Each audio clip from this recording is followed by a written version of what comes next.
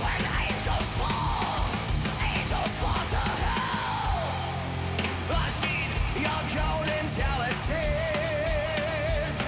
disintegrating quickly into dust. In the safety of your empty palaces, luster of your lies turns to rust. The innocence you stole, never yours to keep. Hell is what you sow, hell is what you reap. Another shrine, where all the sacred shrine. You got another crime. When angels fall to hell.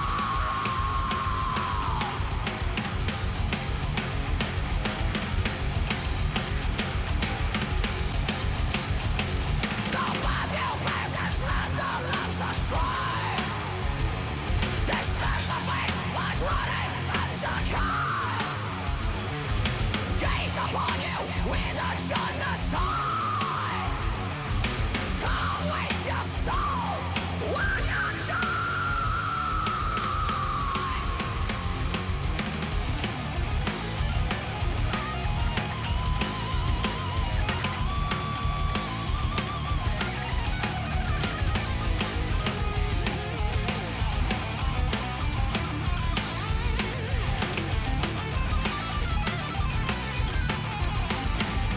The innocence you stole, never yours to keep. Hell is what you sow, hell is what you reap. Another shrine, where all the sacred shrine. You got another crime. When angels fall to hell.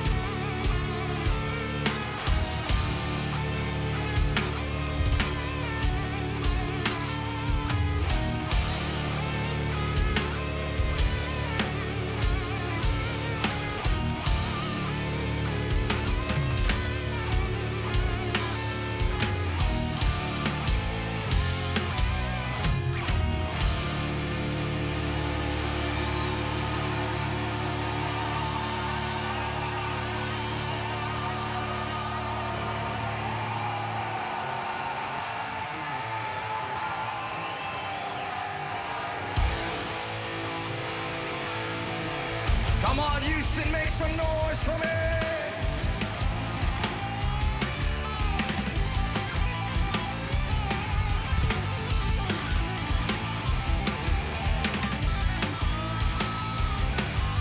The vultures thrive, senseless drive, battle raised with wrath. Warrior rise, the sword in hand, conquer in his path.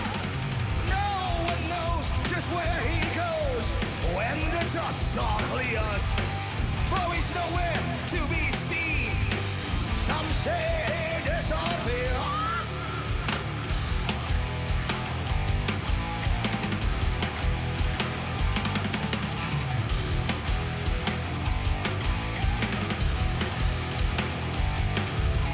Castles tower overhead, the warrior rambles on. He never stops to grace the night, rides to meet the dawn. Kings beware, immortal man, surely strike you down. Determined in his resting will, come to where you're ground. Look up to the mountains, wash over the place, wash over your kingdom. Warriors come to raid.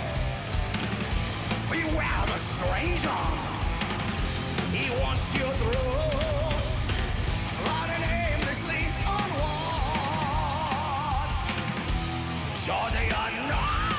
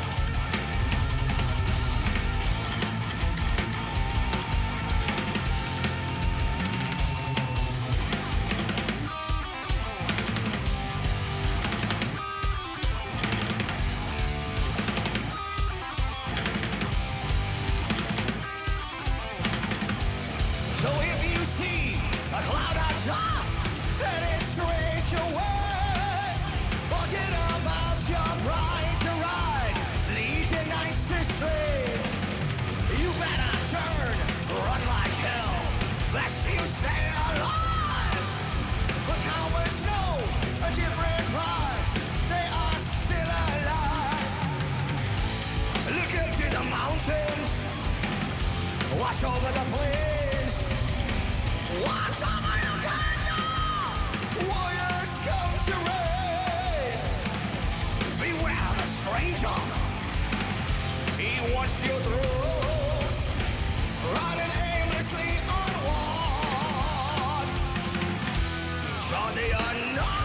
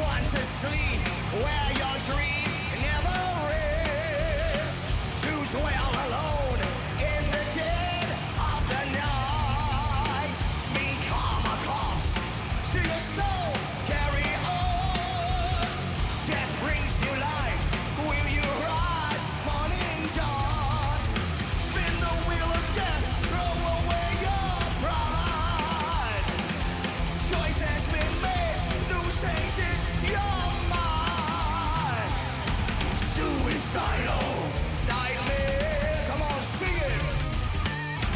Suicidal Nightmare. You wait for the call from the voice of unknown. Sailor of death, suicide is his game. Your body grows numb, your blood running cold. Light just flashes by, soul is being sold. Backspin made, dealer smiles wide. Wheel of life stops, in black sleep you drown. Suicidal Nightmare. Suicidal Nightmare. Suicidal Nightmare. Suicidal Nightmare.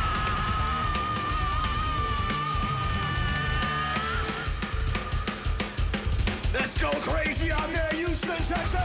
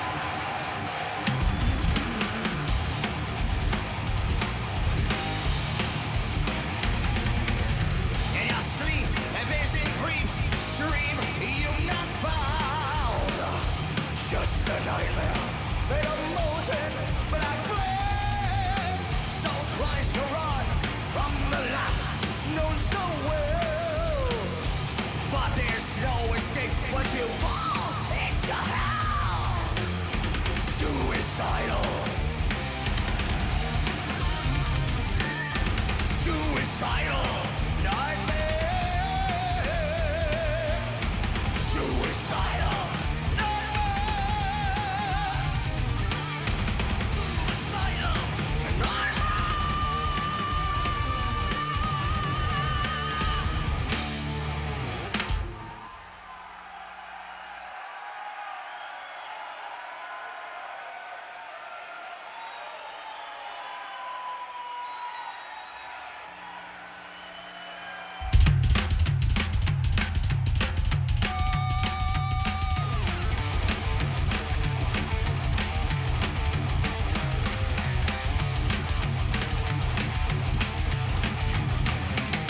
Oh, hey.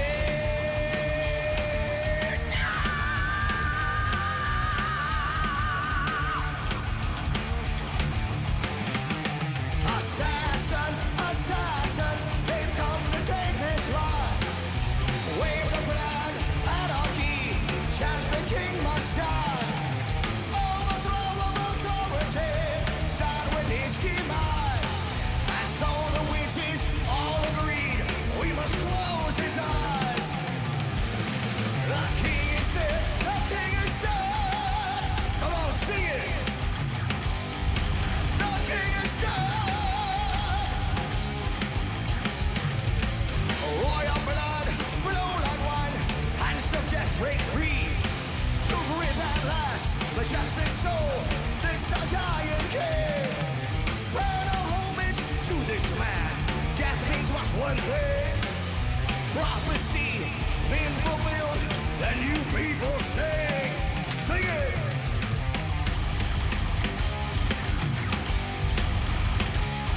The king is dead, the king is dead.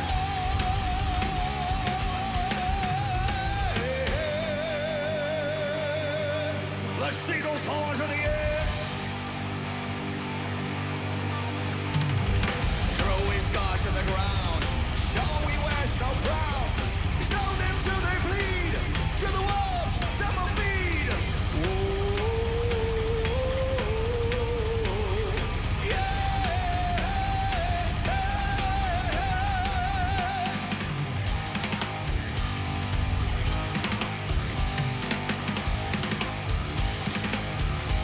All he needs a lock on his hair, then we'll soon be there.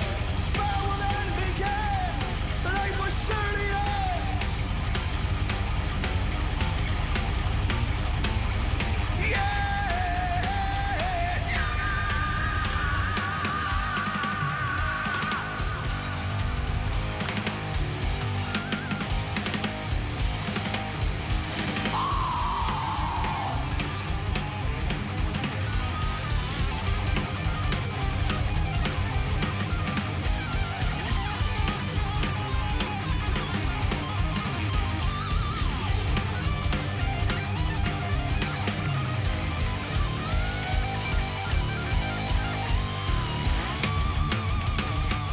Let me fucking hear you out there, come on!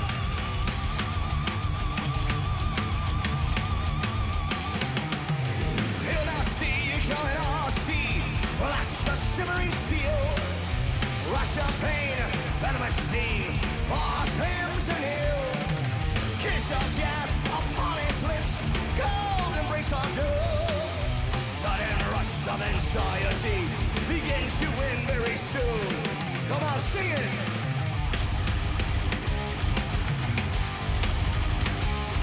The king is dead, the king is dead.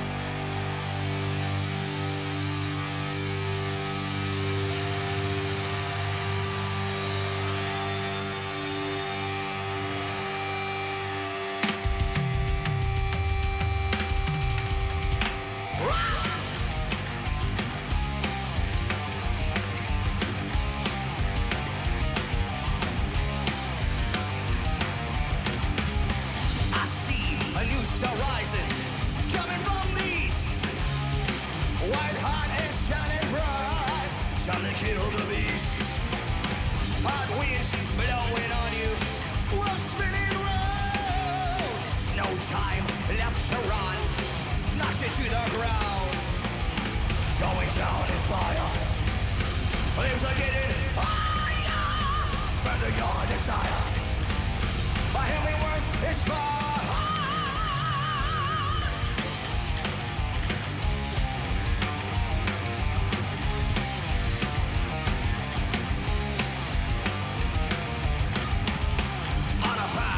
Destruction, like the flesh and bones of those who marched against him, his judgment shown. Long years he's awaited to enter his son. Bring back root of justice, all else shall burn. Going down in fire, flames are getting higher.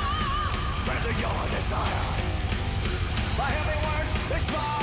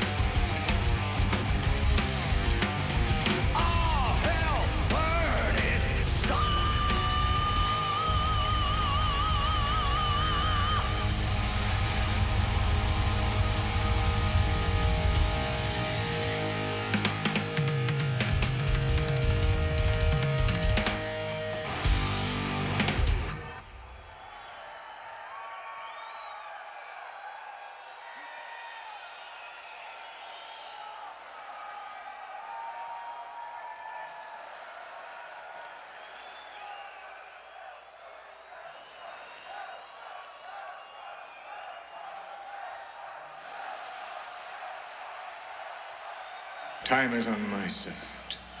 In a century when you are dust, I shall wake and call Lucy my queen from her grave.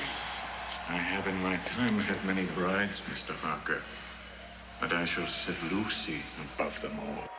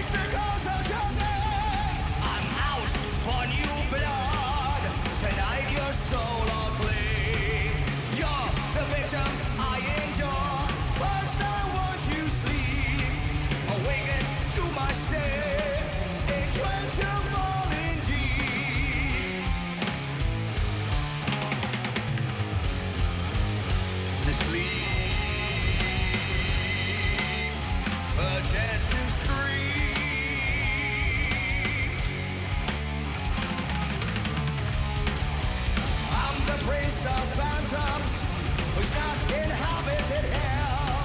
My telepathic powers weave you in my spell. Excuse my icy touch, I'm a gobble structure. Join me, twilight existence, eternal youth with one puncher.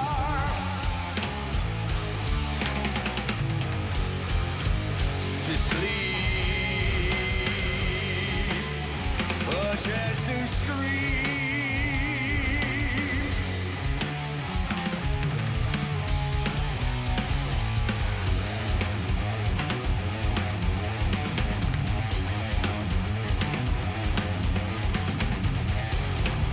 Soon I'll have my kingdom. I'll be Lord of the dead. In the land beyond death, where evil angels into tread. You cannot run, nor can you hide. I own your soul.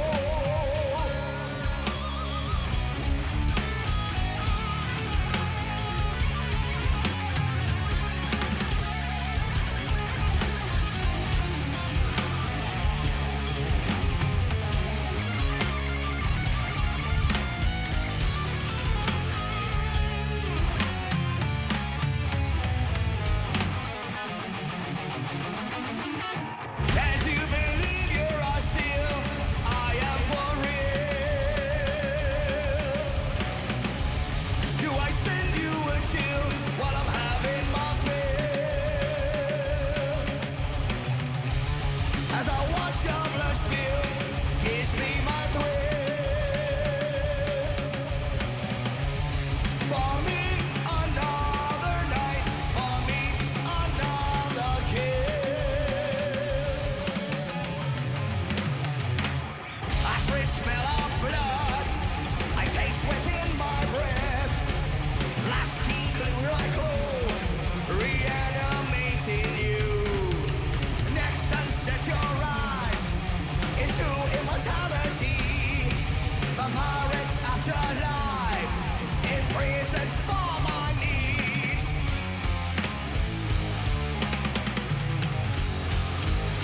To sleep, a chance to scream.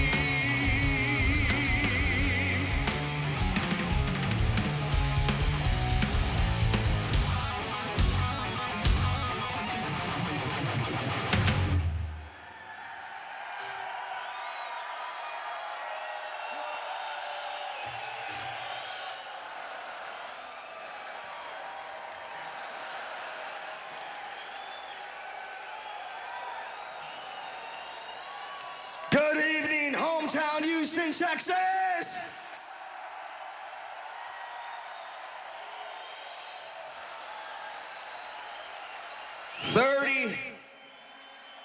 Thirty years. What the hell was I thinking? You know what I was thinking? I was thinking about all of you that keep this fucking alive. That's what I was thinking. And you know what we're doing tonight? We're showing the world what Houston is all about. Thank you guys for showing up. We've got a very long show for you guys.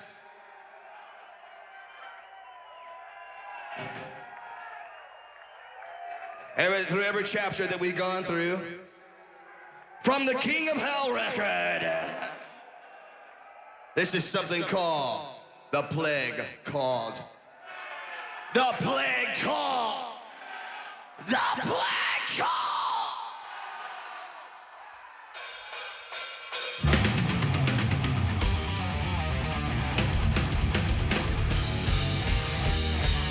Are you ready to go crazy?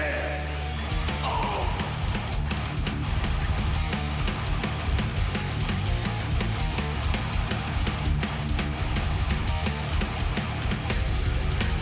Murderers, the world lost it. Beautiful blackened skies reflect upon the streets of red. Nothing is what we are. A bottomless pit of darkness turns our souls to scar. Witness the lawless war. Self-inflicted holocaust. Worship the god of storm. The political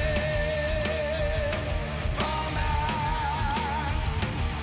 Ruler of barren horizons and vast empty lands. Oh!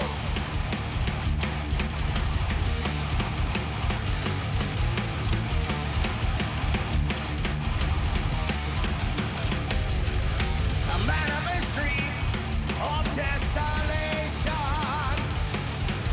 Shadows spread across deadly creation. Death incarnate, a world euthanized. Lying in state, mourning our own demise. Witness the lawless war. Against this war. Self-inflicted holocaust. Worship the god of scorn. The political man. Ruler of barren horizons and vast empty lands.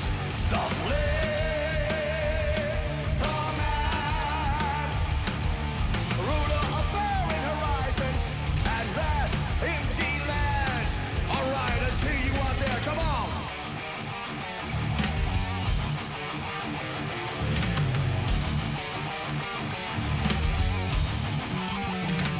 Let's go.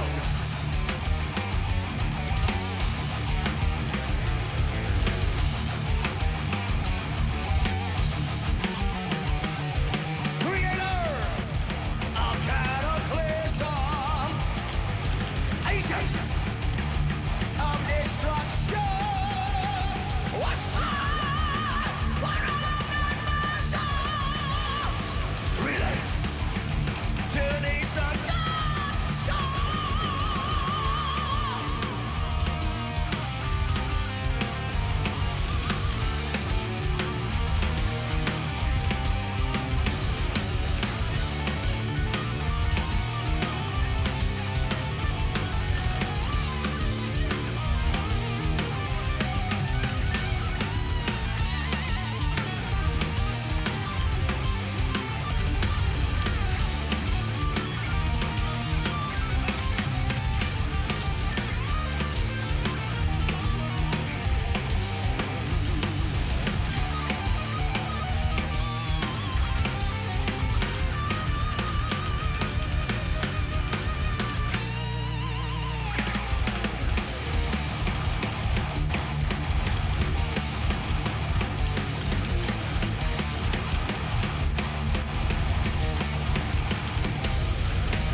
All of our tears are shed in vain. Spitting at God, vengeance is slow, filled with pain. Destitute, unholy vision.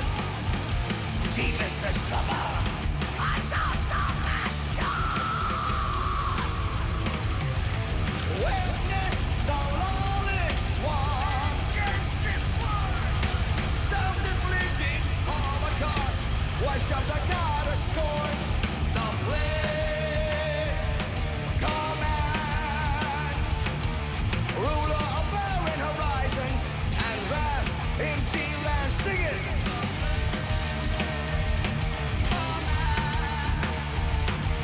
Ruler of barren horizons and vast empty lands.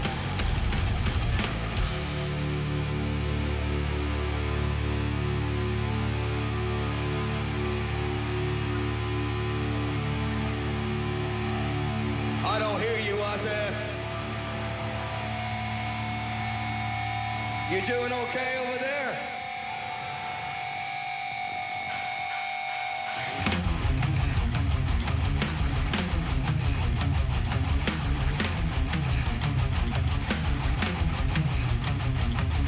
Oh,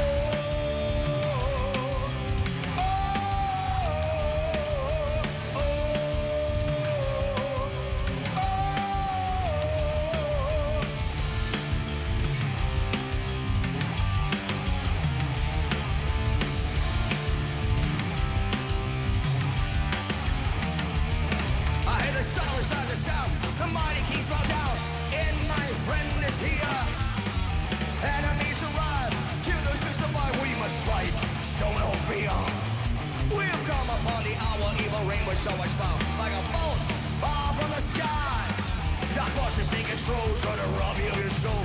Strong, you will die. Whoa.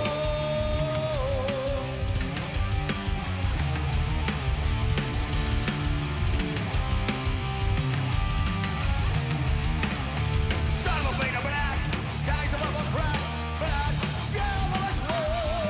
Night and day will be the same underneath the evil ring. Future is lost, we are doomed. Upper start to freeze and will fall prey to disease. Wicked will inherit the earth. In a car you many stand, trust the tire, take the brand. You're in, you'll find your world.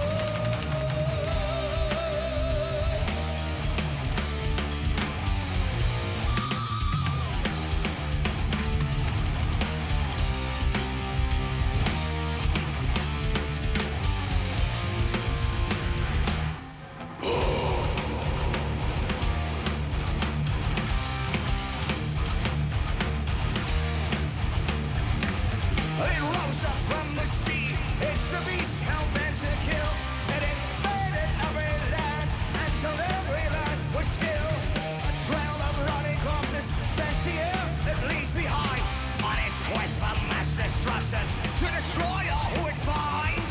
It's hoping all the children left them dying in the snow. Peace will show no mercy, but a kill is all it knows.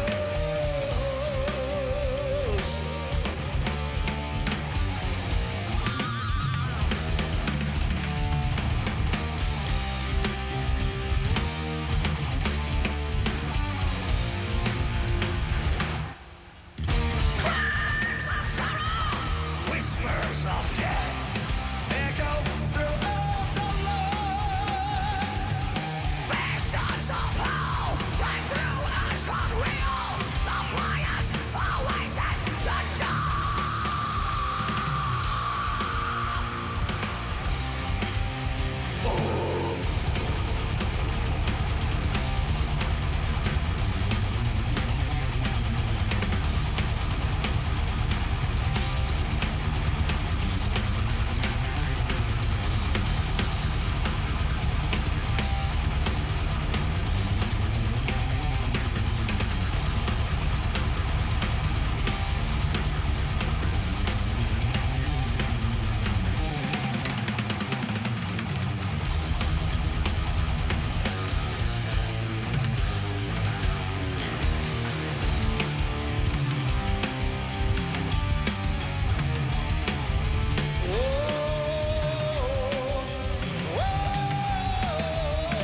beam of light was in the sky, and the evil ones will die.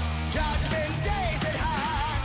Fighting angels closing in, destroying all mothership. Evil reign, lost not to man. They can fall, waste them all, screaming souls only fall. Big dreams never die. Now they know just who you are. Who to call the burning star? He who rides across the sky.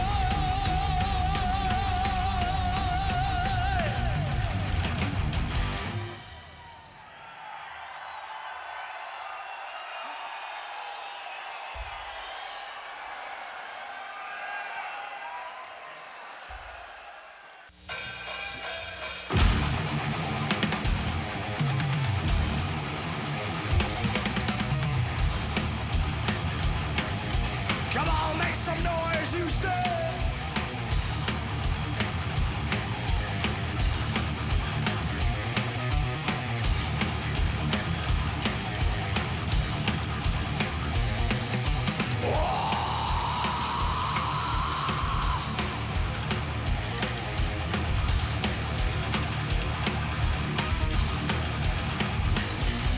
Spread your wings, black vulture.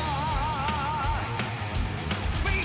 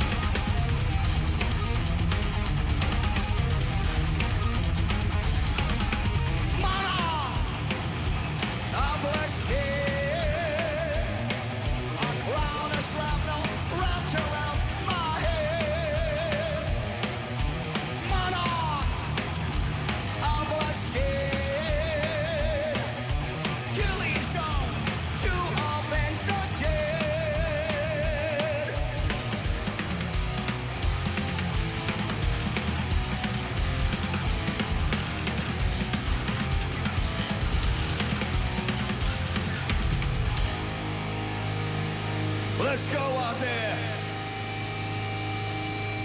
All the way around the sides over there. Are you with me tonight? Are you with me tonight, Houston?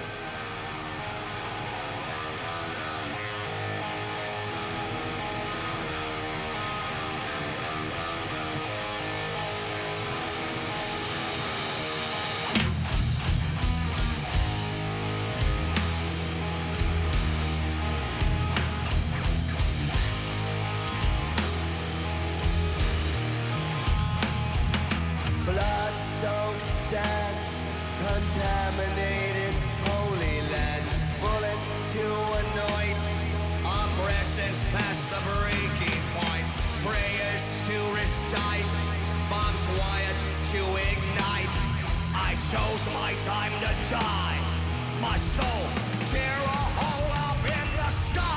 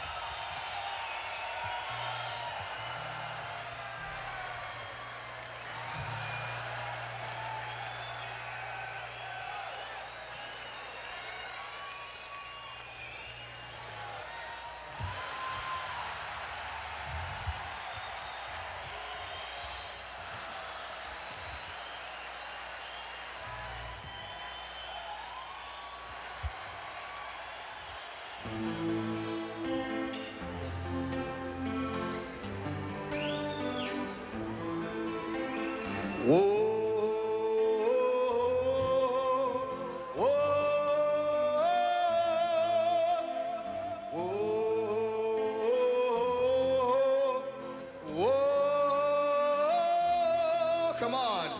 Whoa.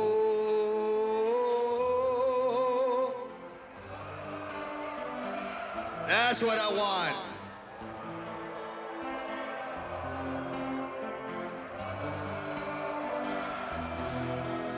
On a cold night in the winter winds, I lift my head and stare to the stars. Find a path that would lead me out to a place that would heal the scar.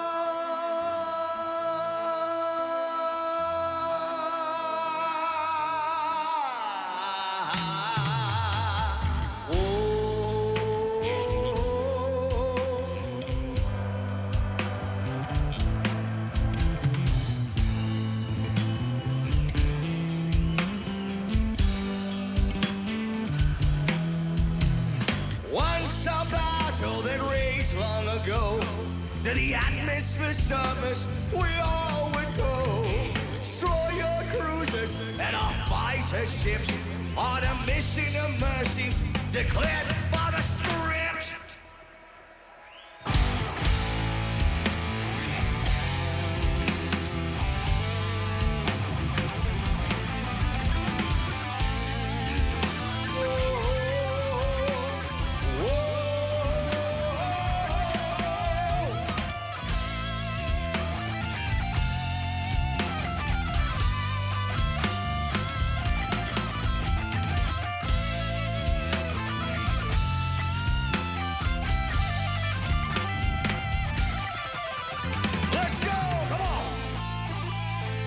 see those horns in the air.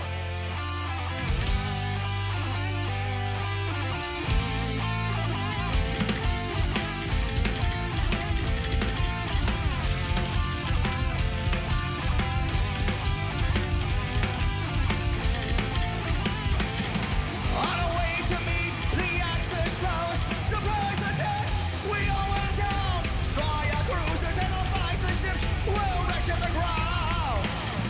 They were dead all around, so a pleasure would die. Every night there was a murder man. Vengeance is mine, you'll all be dead. I bounce on the trackers, we all in anger and sweat. My fighter repaired, no need to despair. Cruiser engines, all its on the way. Off to destroy till my enemies are betrayed we walk. Scriptures of peace beyond the star of the rising sun.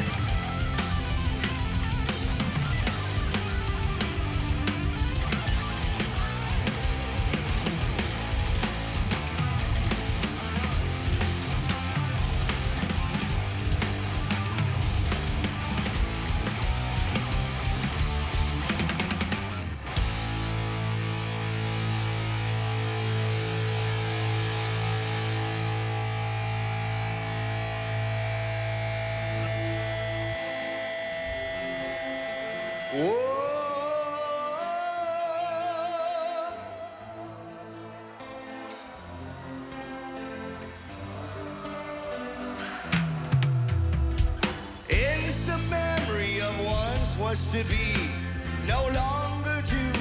I live to see some other time, some other place. No need to face this disgrace. I declare, be the only one. Should I do it myself as they had planned?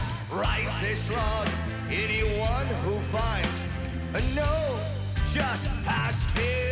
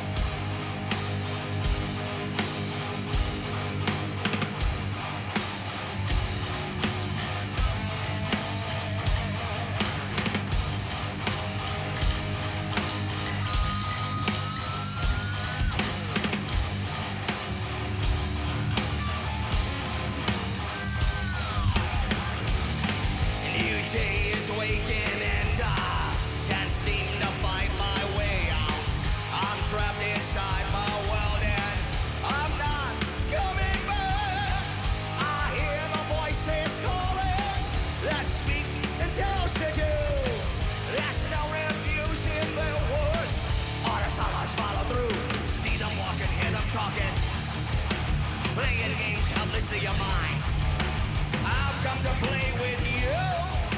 Simply nothing you can do. We're eye to eye. Good day to die. It's a beautiful day in the neighborhood. It's a good day to die.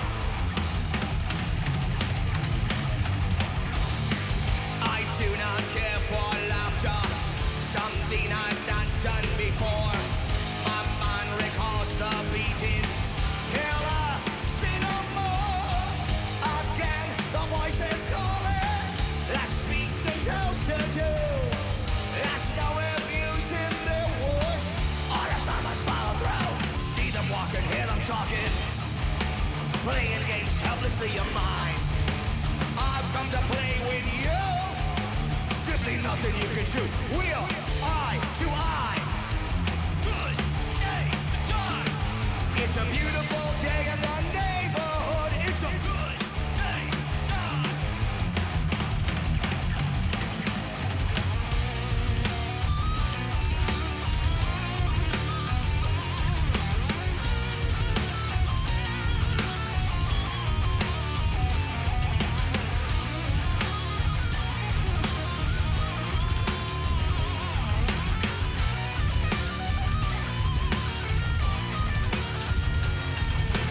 People all around are laughing at me. Just to figure why they are so happy. Must have never had abuse and daddy. Must have never had to kill your mama.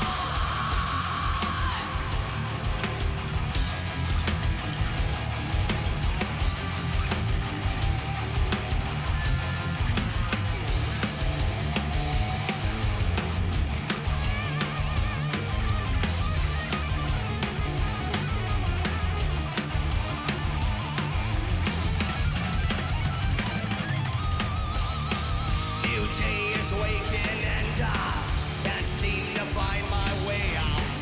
I'm trapped inside my world and I'm not coming back. I hear the voices calling that speaks and tells to do. There's no abuse in their words. Orders I must follow through. See them walking, hear them talking. Playing games helplessly of mine. I've come to play with you. Simply nothing you can do. We're eye to eye, singing. Good day to die. It's a beautiful day in the neighborhood. It's a good day to die. We're eye to eye. Day to die. It's a beautiful day in the neighborhood. It's a good day to die.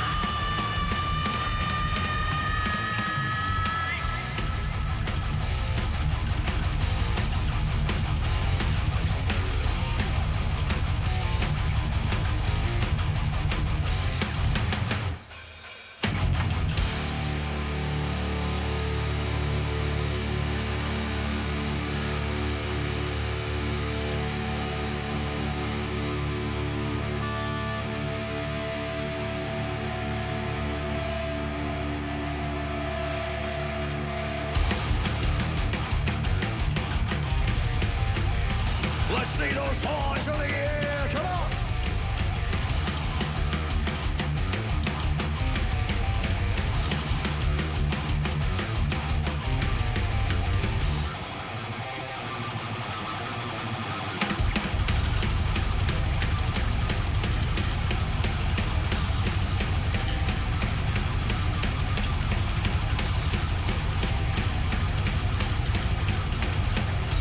All right, Houston, come on, make some noise. Let's show the world what you're about. Hey!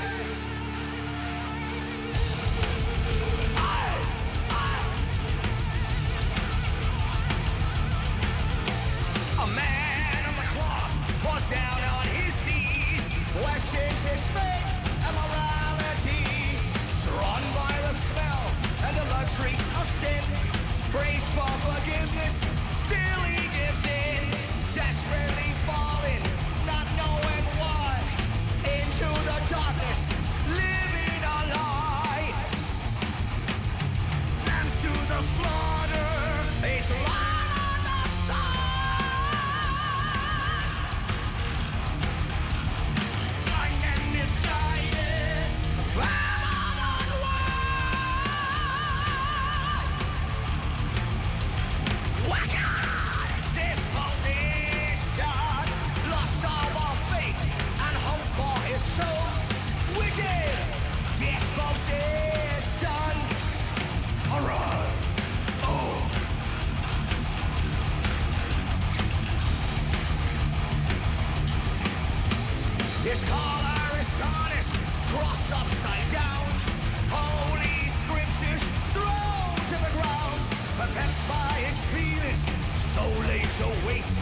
eternal damnation, no saving grace, no longer a servant of the obscene.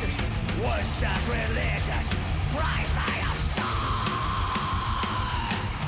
Lambs to the slaughter, he slaughtered the sun. Blind and misguided, a famine unwell. Wicked disposition, lost all of faith and hope for his soul. Wicked disposition.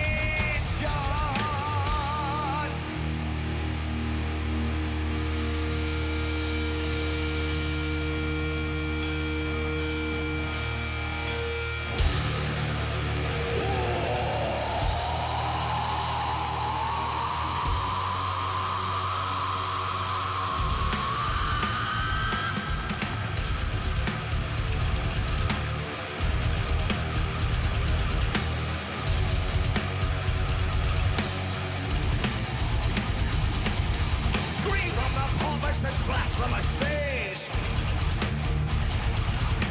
He is the culprit that faced Nazarene. Black is the blood that flows to his face. Sin is the blood that keeps him in chains.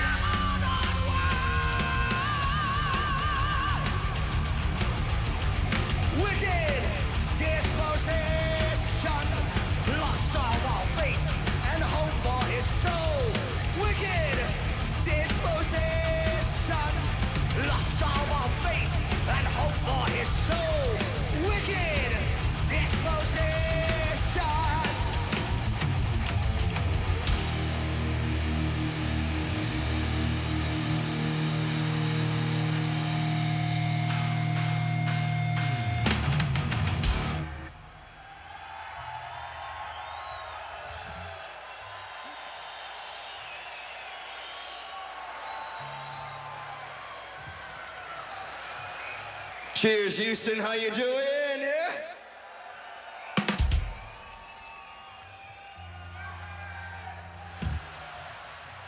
Welcome to our 30th anniversary. I remember in 1982 when I did join this band. It was so awesome. I was singing for another garage band. Back then, we used the term garage bands. And backyard parties and high school talent shows. But we were already, these guys were already doing the Iron Maiden stuff and the Judas Priest stuff. And I was in another band that was kind of doing the same stuff, but they were way heavier. And we did a talent show together at this Texas Tom's music festival, right, Larry? And I never forget, we did the show together. Neither one of the bands won, so it doesn't matter. But about a week later, Larry Barragan comes and knocks on my apartment door. How he found my address, I have no idea. And he says, I just want to tell you one thing. I think you need to quit that other band and join our band. We're way better. Bye. And I'm going, that was kind of weird. And then we made fucking history.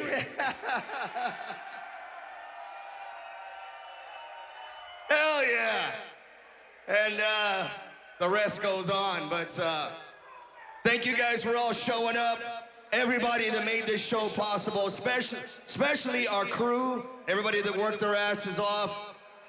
John Escamilla, Jet Speed, for making this show happen. All the killer local bands. And most of all, to you, the fans, for all your support for 30 fucking years. This is something off the Glory of Chaos record. I think you all been waiting for the video hit of the album. Are you ready to go into Pandemonium? All right, let's go crazy.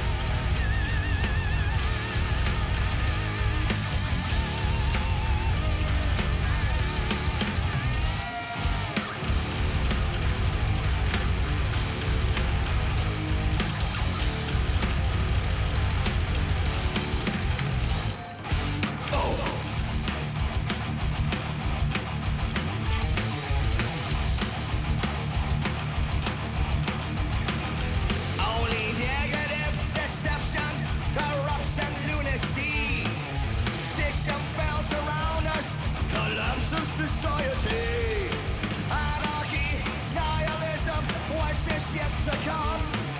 Lawlessness, disorder. come. Here we go.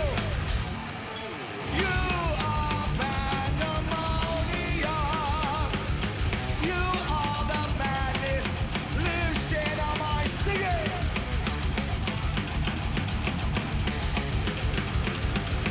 You are the sadness keeping us blind.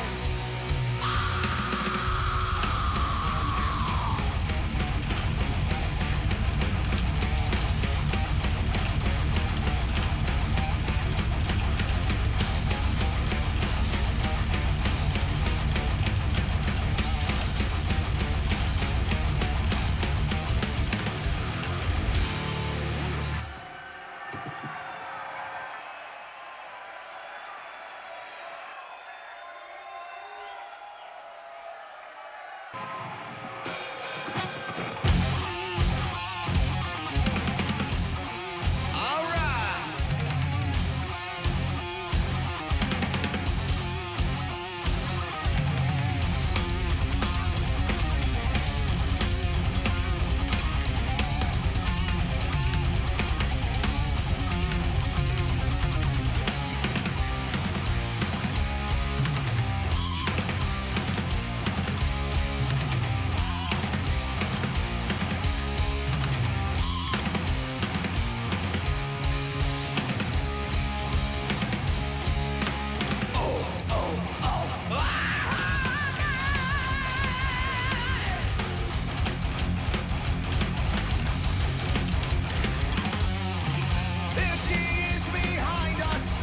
The war still rages on. There's a killer that's inside us. Yearns to see the dawn. Comrades who have burst, they have met their destiny. And the bullets that we cherish right now is all we need. We must fight for our right. We must find what you call sanctuary. It is kill or be killed. Only death from above sets us free.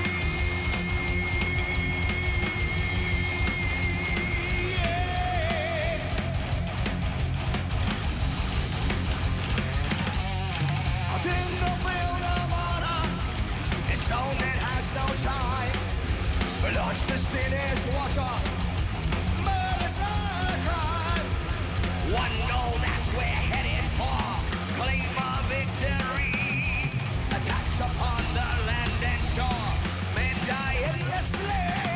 We must fight for our right. We must find what you call sanctuary.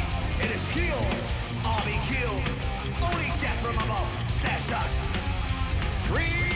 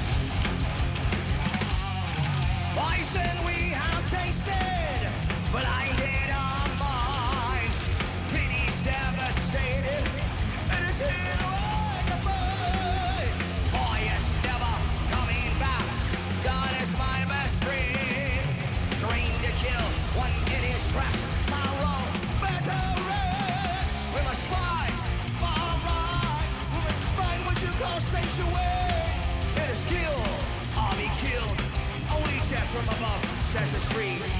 We must fight for our right. We must find what you call sanctuary. It is kill or be killed. Only death from above sets us free.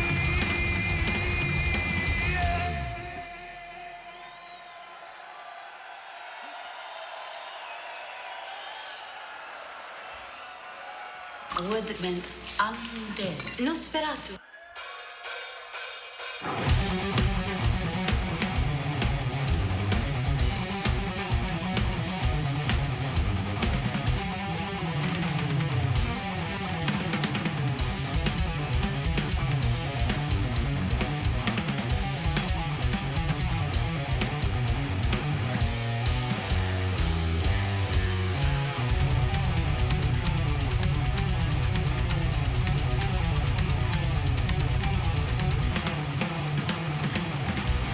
Harker's my name. To you people, I must say, what I've seen, think of me as men, if you may. The comedian got that root alive and well. From his clutch, I made my plea, lest the prince of hell. Evil scheme, spread the blade, drains you of your life, transforms you into living death, as he did my wife. Listen, my friends, to my tale, the mass of death. One by one, own your souls, make you the undead. Thriving in the darkness, believe these words I've said. Legend has it through his heart, you must strive a sting. Exercise him in his sleep, you must before he wakes. Destroy him before sunset, all my loved ones he will seize. I dare not join you, for his fear still lives in me. Listen, my friends, to my tale, the mass of death.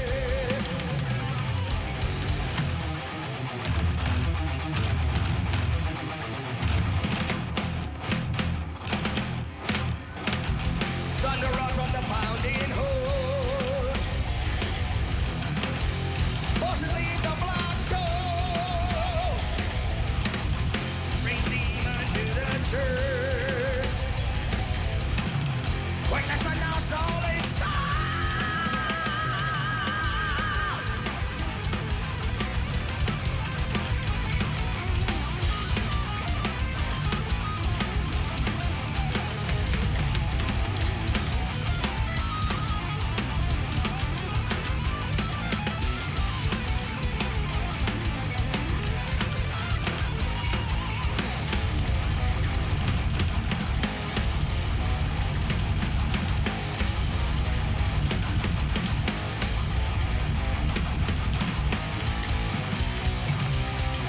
In silence they gathered around the great box, creaking sound as the lid was removed. Sign of the cross, rosary in hand, placing the host upon his forehead.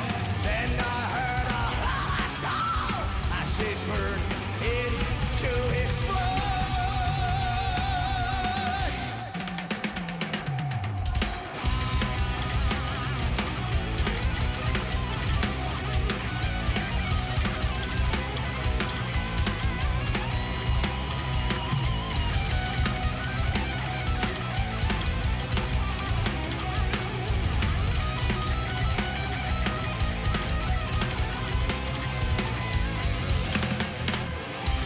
Rising in a vengeance, the priest was first to go. Slashing and biting and dumping at his throat. Holy water useless, as well the crucifix. They all prayed for salvation, but his words were blasphemous.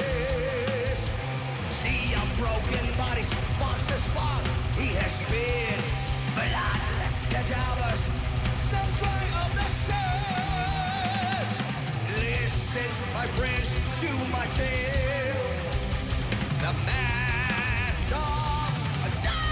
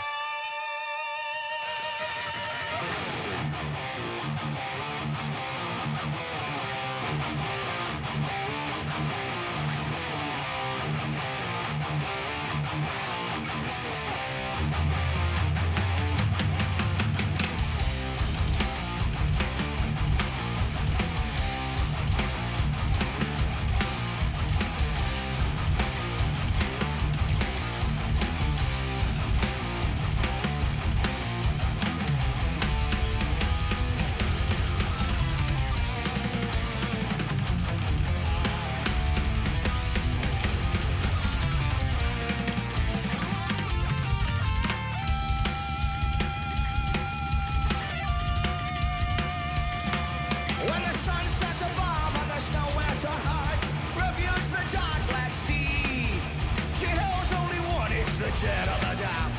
Oh, sea to sea, yeah. Her eyes glow a light that compels you to feel lust, sweet to kill. Under the night, your day slips away, cast into shadows. She is after you.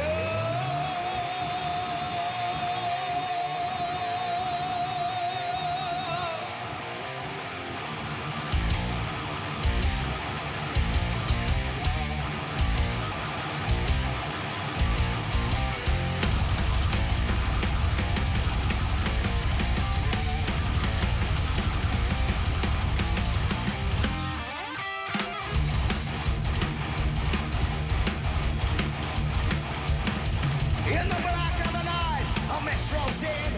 Children of sin are to die. The blood of the lamb on the crest of the good, as she kills, cries in the sky.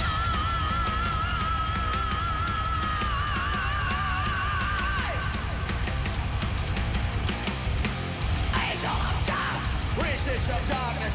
Angel of death, shadows behind you. Angel of death, crying for mercy. Angel of death is now inside of Houston, Texas.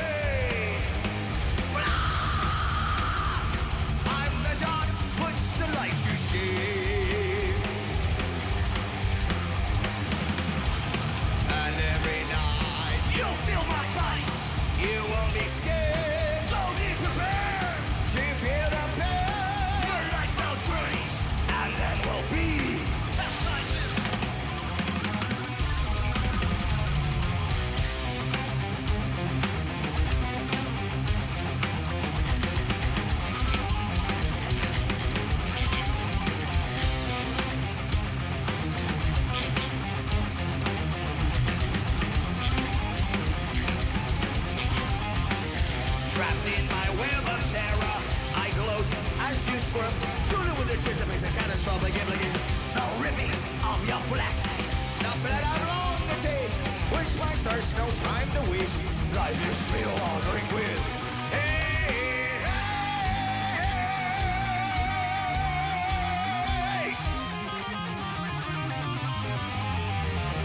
last stand baptized.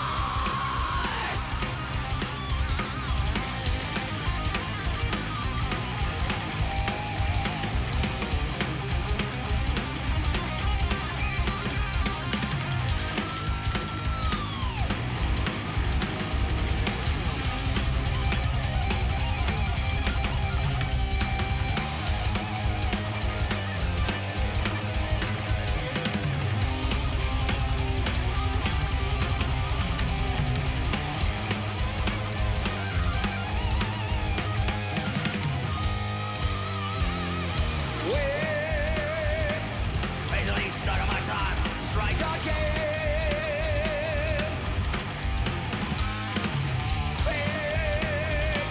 Release me, no one can save you now. Done, only enemy done when they stun me.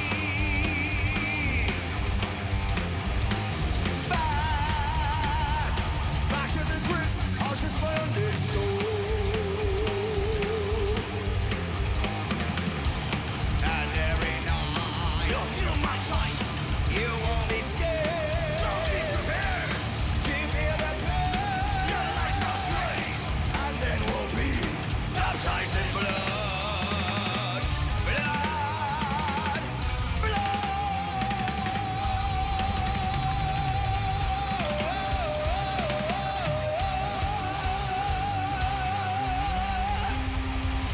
Yeah.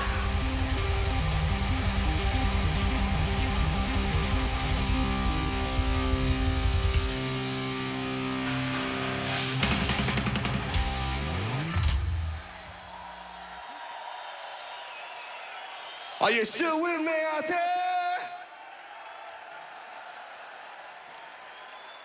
Cheers. Now we're towards the end of the set. I can do a shot of Jaeger now.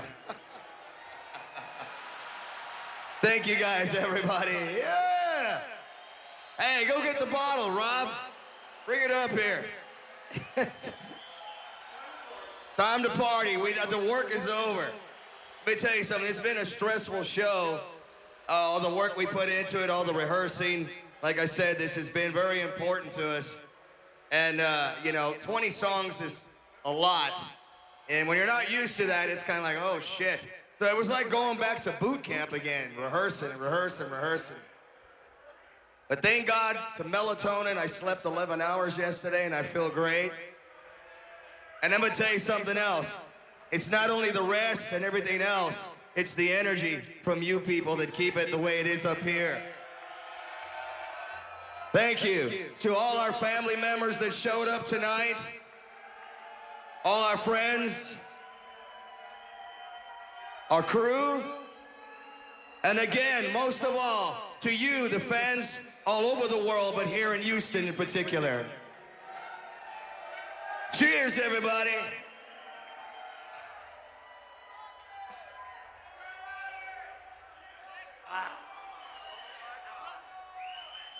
Well, we're getting towards the end here. But I tell you what, as soon as we're done, we want to have a meet and greet by the merch booth and say hello to everybody. We picked an hour in particular because I know a lot of friends showed up and I didn't get to say hi. We had a lot of shit going on. But anyways, we'll leave you on one last one. This is the dinner song that you invite your grandma over for. We always use that one. It's a, you know what? This song, I would compare it to a Journey song. Well, a possessed Journey song.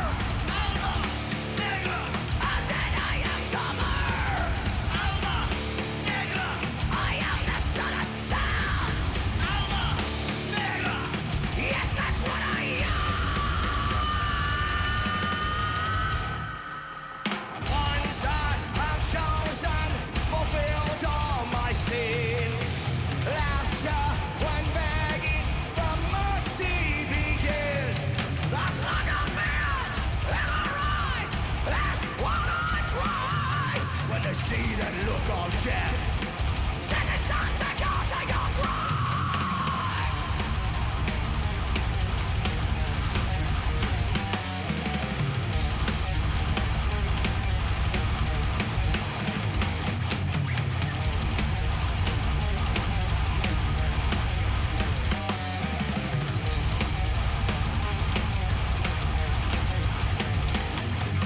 I am the genius lived in their mind.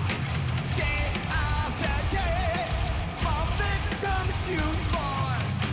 I was the evil one in their eyes. I stood by them when they silenced your cry.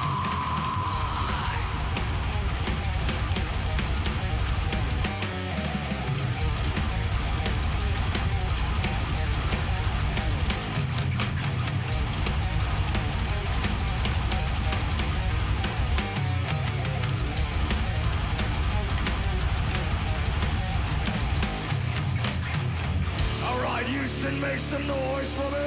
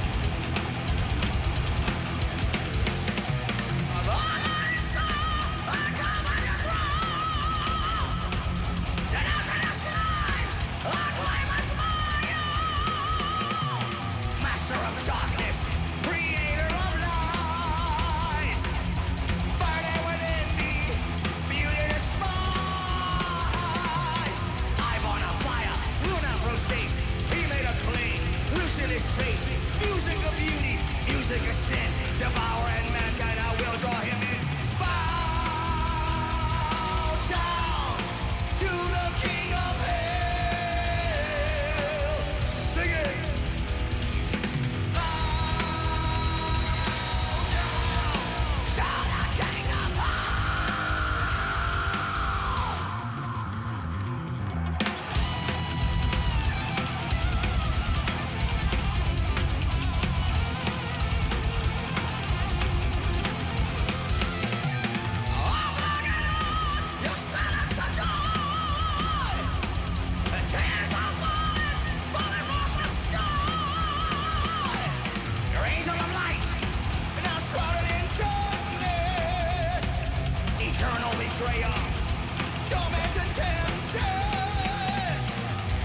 The heavens as I fall.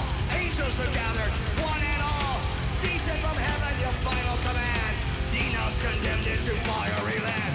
Bow down to the King of Hell. Here we go. Bow down to the King of Hell.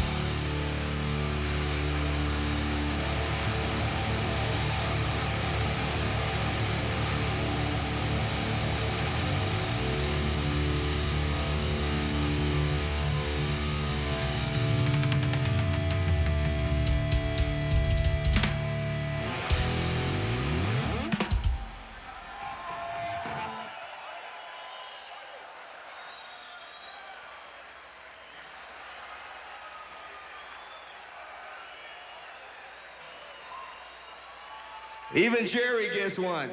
No, he gets a shot of milk. Thank you guys, Houston, Texas, yes.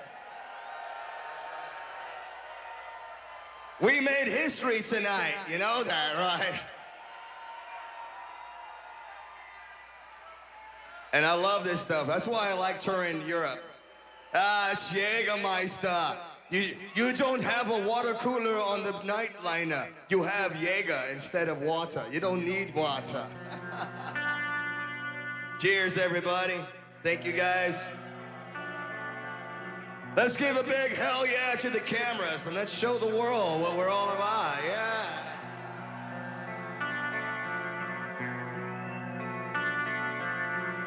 Tomorrow I'm gonna look like Burt Reynolds. I'm gonna grow a bunch of hair on my chest.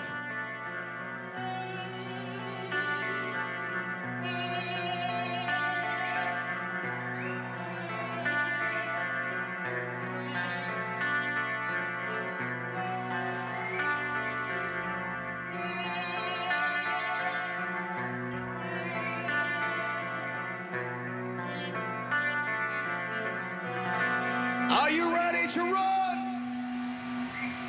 Are you ready to run?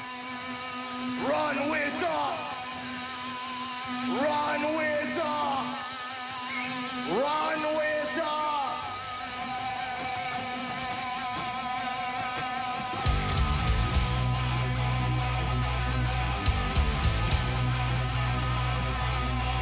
Let's see those horns in the air.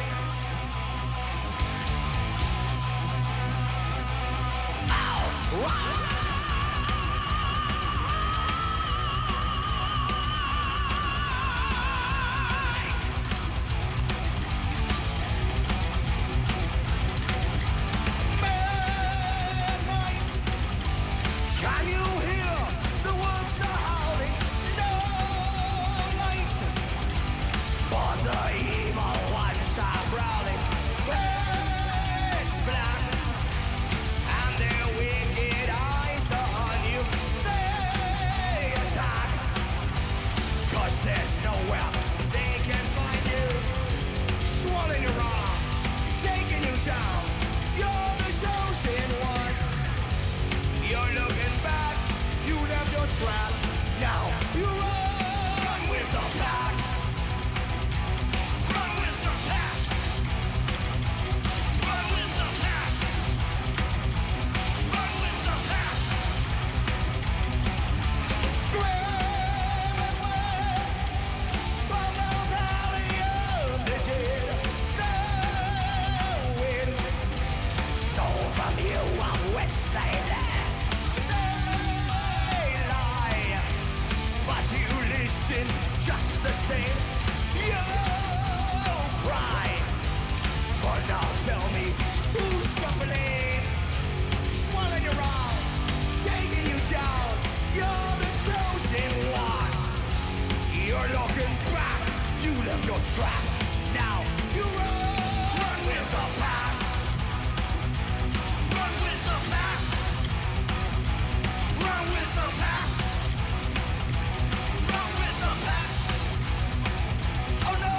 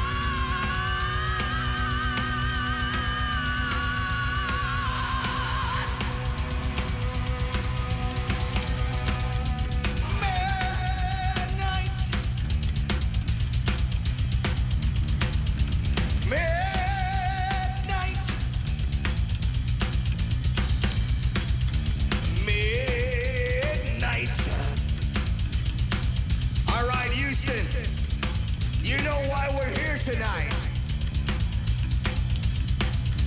we're We're recording a double live CD for the first time in 30 years.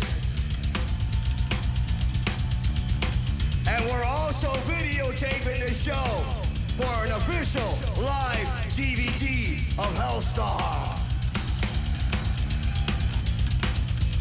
So let's show the world what Houston metalheads are all about, okay? Better yet, let's show the world what Texas metal is all about.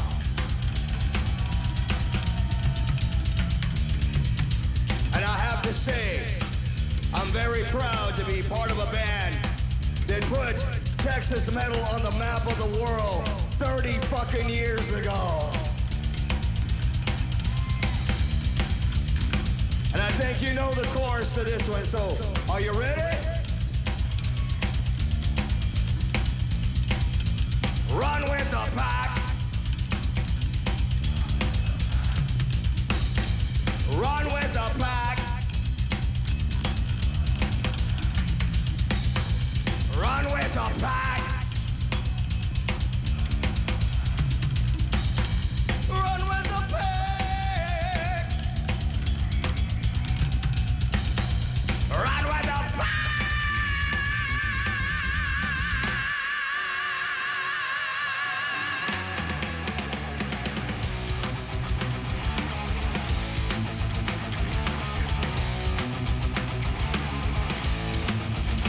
Nowhere to hide. Soul of a grave. You run with me. You won't be free. Why don't you see? It's not a dream. No turning back. Run with the pain.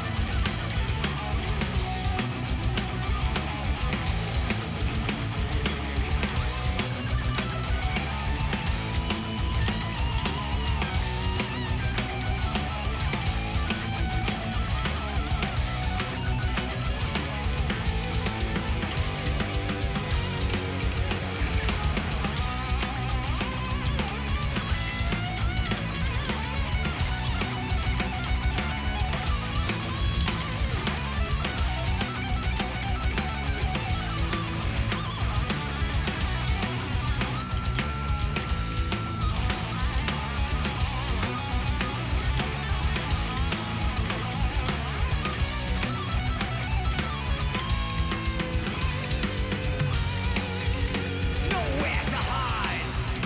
Soul of a grave. You run with me. You won't be free. So now you run, run, run, run, run, run, run, run with the pack.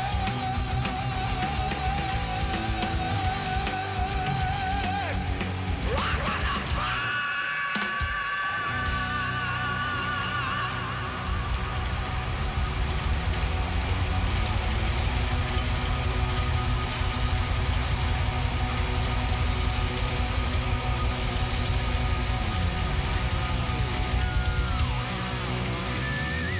Thank you. Yeah. So I sing you to sleep after a loving. Yeah.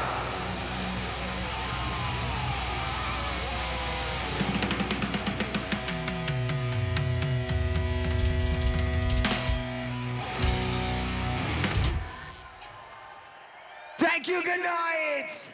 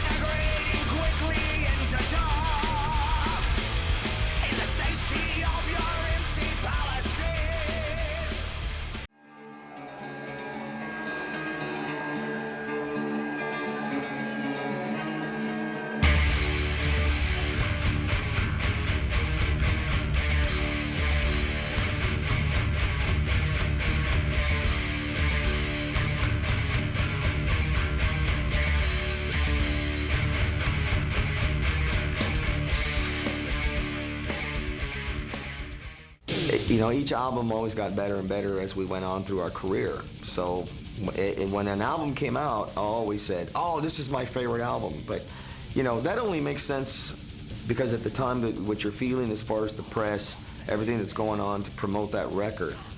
And then musically, you have actually, you have produced yourself to another level because you've grown with times. And for 30 years of my career, I know that I'm a much better singer than I've ever been in my life. And so each time I do a record, I have to be honest with myself and say, man, I thought that the record I did before was killer, but this one just totally blows it away. But you know what? That's kind of a good thing because for the fans and for the longevity of the band, it's always better to put out something that's going to be better than what you did before.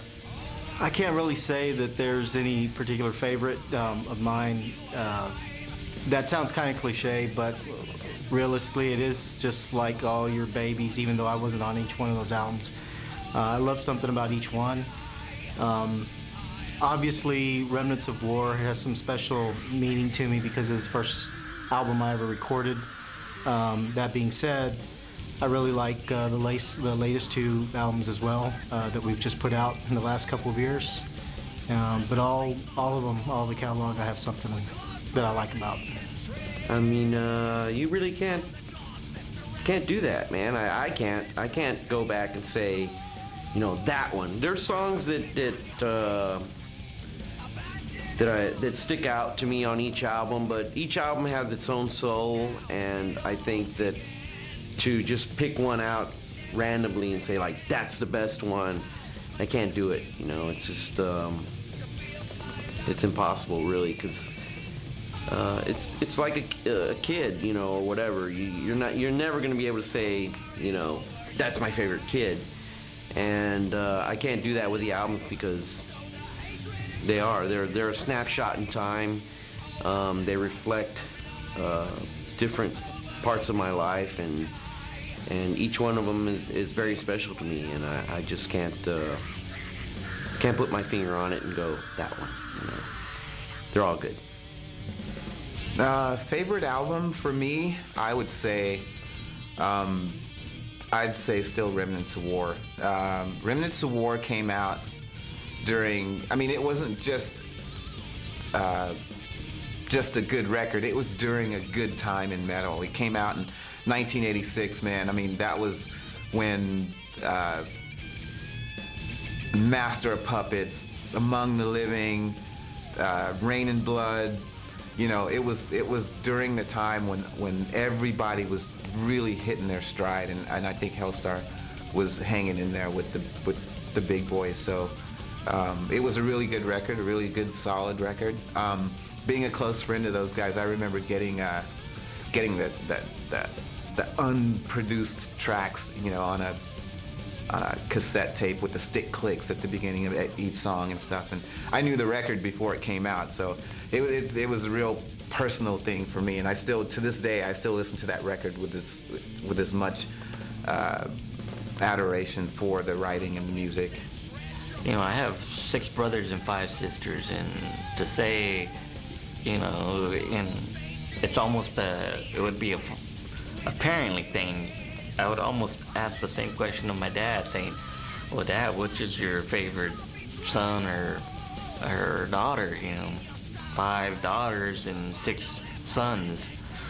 And he would say all of them are my favorite. And I could see why, you know, because you can't really, you know, pick a favorite out of, you know, so many great kids, you know. Or the same I relate to the albums I've done with HELSTAR, primarily because of, you know, all the input I put into it, all the work I've done on each album causes so many memories that I can't, you know, pick one general, you know, album to say it was my favorite. They're pretty much all my favorites. I think that definitely our writing process and style has evolved. It's just a natural progression In the old days, there were primary writers, or each person would kind of write their own tune. Larry wrote a lot of the songs himself, I mean, lyrics and music. Jerry, same thing. Nowadays, it's a lot more of a collaboration, and technology has really changed us a lot, because we all have a little kind of simple recording studio at home that we can work on ideas. And so we collaborate a lot like that, just emailing things back and forth, and then we'll get together and work on different things. I still don't write lyrics, though. I mean, as far as technology, I really have no comment on that. I don't think that if nothing else, and this is just my opinion, I think technology probably ruins music for the most part. It takes away some of the personal touch. You don't get that, that sound. A band isn't able to develop a sound anymore. I think that's probably what's missing a little bit. So I try not to even think about that part. But I think that the style is the same and different, and I think it's just a lot of what HELSTAR had in them, to going forward, to move forward. If the band had not broke up, I think King of Hell and Glory of Chaos would have probably been written, 20 years ago. Writing for us in the early days was a little bit more selfish in a way, because we would write the songs. If I wrote the song, it was mine, it was my baby. I write the lyrics, I wrote the guitar parts, and then I came in, I said, hey, you're doing this, and I kind of want the drums to go like this, and James, you're singing this, and Not saying that that's a bad way to do it, but I think the way we do it now, where we are in constant communication via, and here we go with technology, via email and whatever.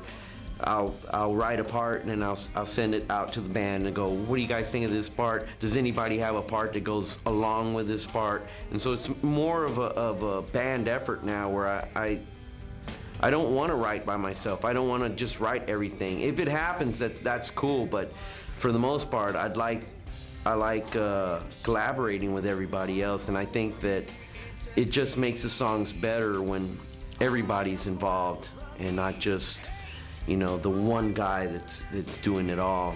And I think that comes with maturity, to realize that, hey man, it's not like this one-man band thing. It's everybody together doing this. I've always thought that when we've come together personally is when we've written the best.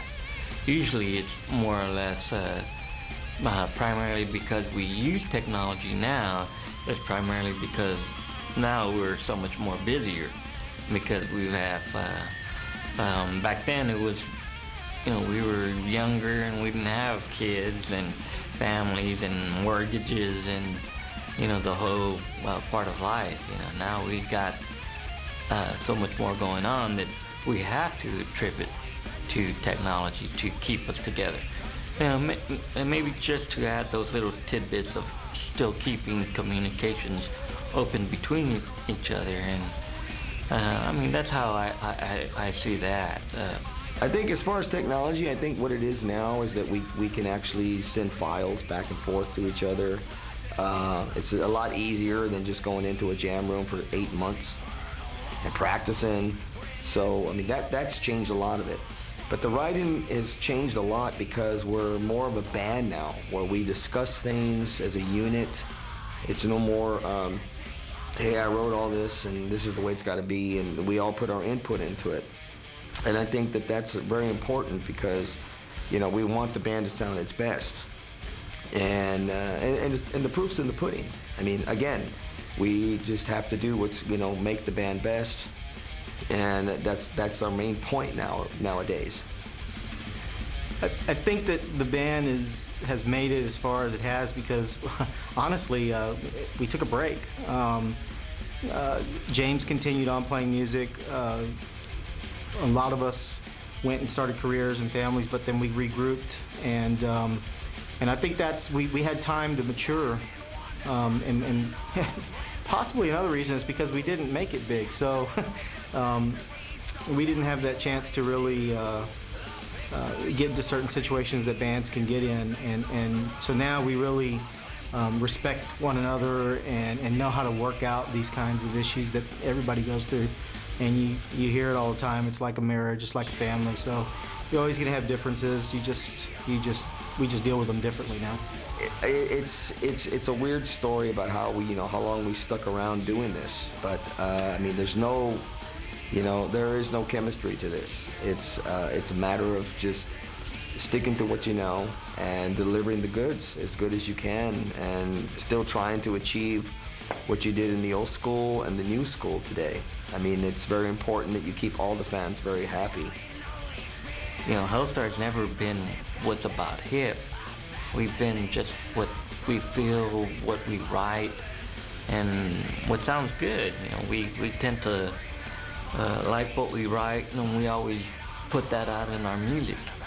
So it's, as far as our longevity, we attain to that, and so we just stick with the music. That's the main part. To me, I just think the band is a good band. I think HELSTAR is a good band. I think I can remember how I felt when I first heard Ride the Lightning, and I used to go and tell all my friends, like, man, you got to check this out. Like, this is good. It was the same thing with HELSTAR. It was like, unlike anything else that was out there. I know people make comparisons to Priest and Maiden and all that stuff. They took that and turned it up to 10, and that's what made them good. And I mean, no one could play like these guys. Like, they were some of the best musicians, in this, I'd probably say in the state of Texas. Didn't know for sure, but I never saw a live band I could throw down like HELSTAR. So they're a good band, and I think that's what does it. A good band, they write good songs, and they know their instruments. I think the main reason the band has lived as long as it has lived is James. Members fall off and whatever. I fell off, and he never gave it up. He carried that torch, and when it seemed like it was so dark at times, he never gave up. He never gave up hope, and I think deep down in his heart, he always felt like, man, if I could just get all these guys back together again, we can make it work. And he just stuck it out. He's a Taurus, and he just felt like sooner or later this is going to happen again, and it did. And I'm very, very grateful to him for that, because I'm enjoying what we're doing now again, and I hadn't for a while. But without James, there wouldn't be a 30-year anniversary, that's for sure. I mean, I know it's a band effort, but for me, I think that his strength and perseverance is the main reason why HELSTAR is enjoying 30 years of metal.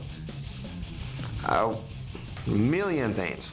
I mean, a million things. But then again, that all goes back to just being but a decent human being at the time, or a normal human being that didn't know any better. I mean, if I'd have known, when you were a kid, you always said, oh, I'm gonna be this, I'm gonna be a fireman, I'm gonna be a policeman, I'm gonna be a superhero that's gonna fly with a cape. That's fine. I never knew I was gonna be a singer in a rock and roll band and get signed to record contracts. Had I known that, now when I was in high school, I probably would have said, oh, I need to start going to study music business law. Then, the position I'm in now would have never happened. There's a lot of things that I wish that I could have did different when I was younger.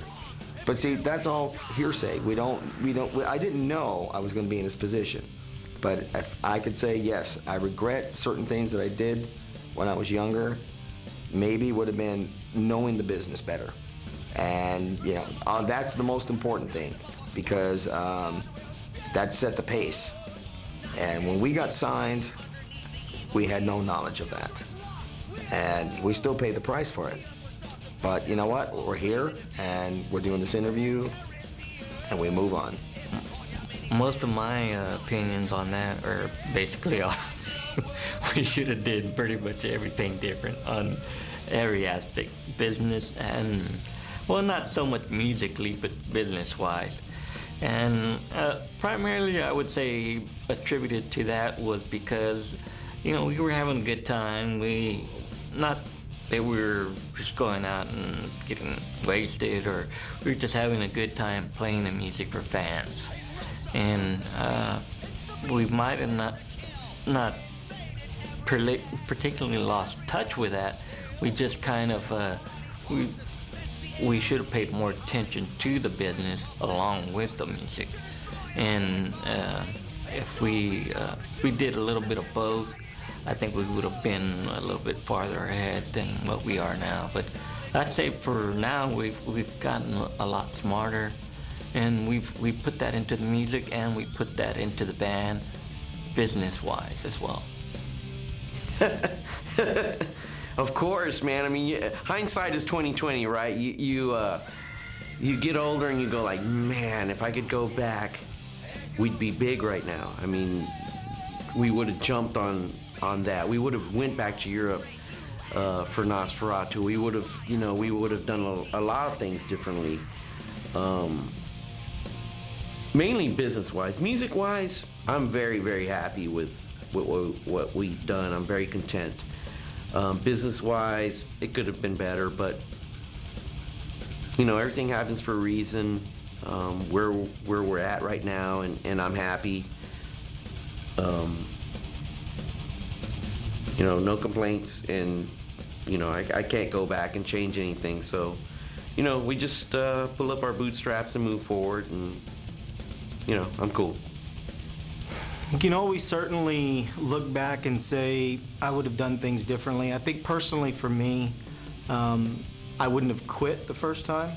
I just, you know, call it just being young and thinking that, you know, hey, I got a record deal, you know, right now, why couldn't I get one on my own? And, you know, I would probably change that. You know, I can't really say I have that many regrets, though. I have a good life, and I'm happy with what we've been able to accomplish since coming back, so. The band came up to me and just said, y'all guys were great, you know, well, you know, with an accent, you know, Slovenian accent, and was saying, you know, y'all guys were great. And he came up close to me, and I just thought, you know, I didn't know if he kind of really knew the band or how well he knew the band, but as soon as he got close to me, I assumed that he knew how young or old we were until he got close to me and was like, y'all guys were great, and then really got a good look at me, and I guess he thought, wow, you ain't that young as you look. Maybe you're really kind of like in your 50s or kind of old-looking guy there. So yeah, y'all old guys were looking good. I was like, oh, thanks. You know, not in a condescending way. I really appreciated the, you know, a younger guy, you know, enjoying the music that HELSTAR was still putting out. So, you know, I didn't really take it in a bad way. I thought it's great for young people to still enjoy the music we're putting out now. I think the new fans relate to the band. I think I know a few people that are, you know, that are under 30 that still listen. As a matter of fact, I play in got a little side project cover band. Both of the guys in that band are in their early 20s, and when I first met them, the first thing that they did when I walked into the room is they started playing a HELSTAR tune. And you know, they do that thing and they start smiling and stuff and looking at you to see if you're gonna notice what, you know. And I was like, oh, not again, you know. But it tells me that they're listening to the records, and my daughter's best friend's sister was like, oh, your dad's in HELSTAR? Like, that's one of my favorite bands. And she's like 17 years old.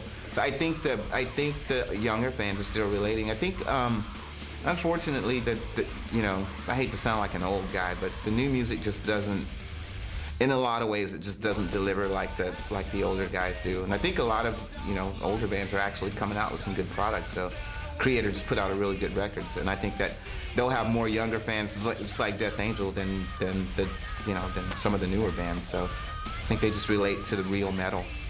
Yeah, we still see fans that saw us back in, I guess, 84, 86,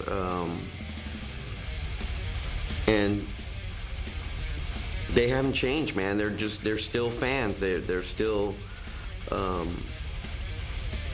fanatical, which is a testament to what we've done over the past. They love the old music and they love the new music. The new fans that come around, a lot of them, it's really weird because a lot of those guys will say, man, I never heard of you guys before. I really like it. And so at that point you can see how HELSTAR has kind of stretched over the 3 decades that we've played, and still have been able to reach people throughout that time.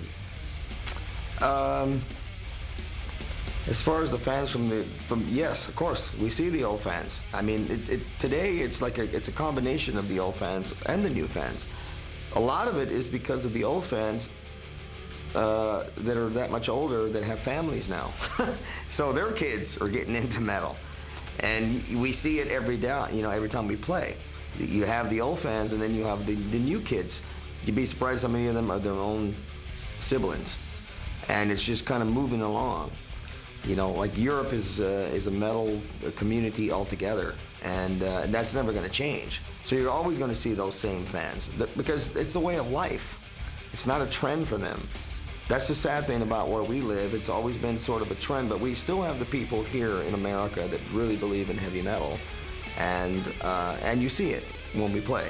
That's the beautiful thing about it. Yeah, it's really a kind of a humbling experience. We certainly see fans that we met. Just last year, we did an East Coast run, and we ran into some guys that pulled out photo albums of us, from the Remnants of War tour in '86. And, these guys never forgot that experience of meeting us and went out of their way to come to our show. And that was really, a humbling experience. We met people that had the concert shirts from that time, and so that's really cool. As far as the fans these days looking at us differently, I think people that have maybe come on to us in the last several years or a couple of years that have only heard maybe, especially Glory of Chaos, look at us as more of a, kind of a thrash band, but, they go back and they listen to the other stuff and they like it, so that's cool.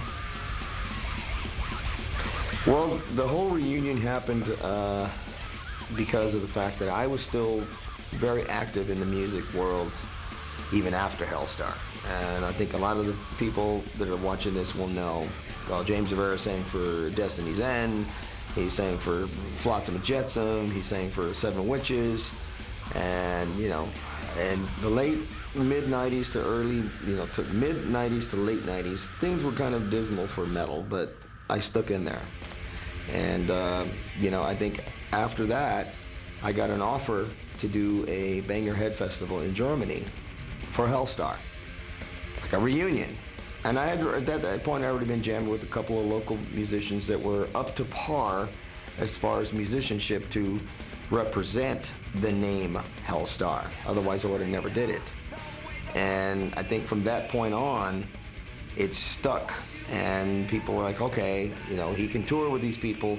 Jerry was always with me, and it wasn't until the 2006 reunion of the 20-year anniversary of Remnants of War when some of the members like Larry and Rob had went into retirement for so long, and then they came back with their own little band called Eternity Black, and they were kicking ass. And when you play with people at that caliber, they're not gonna lose it.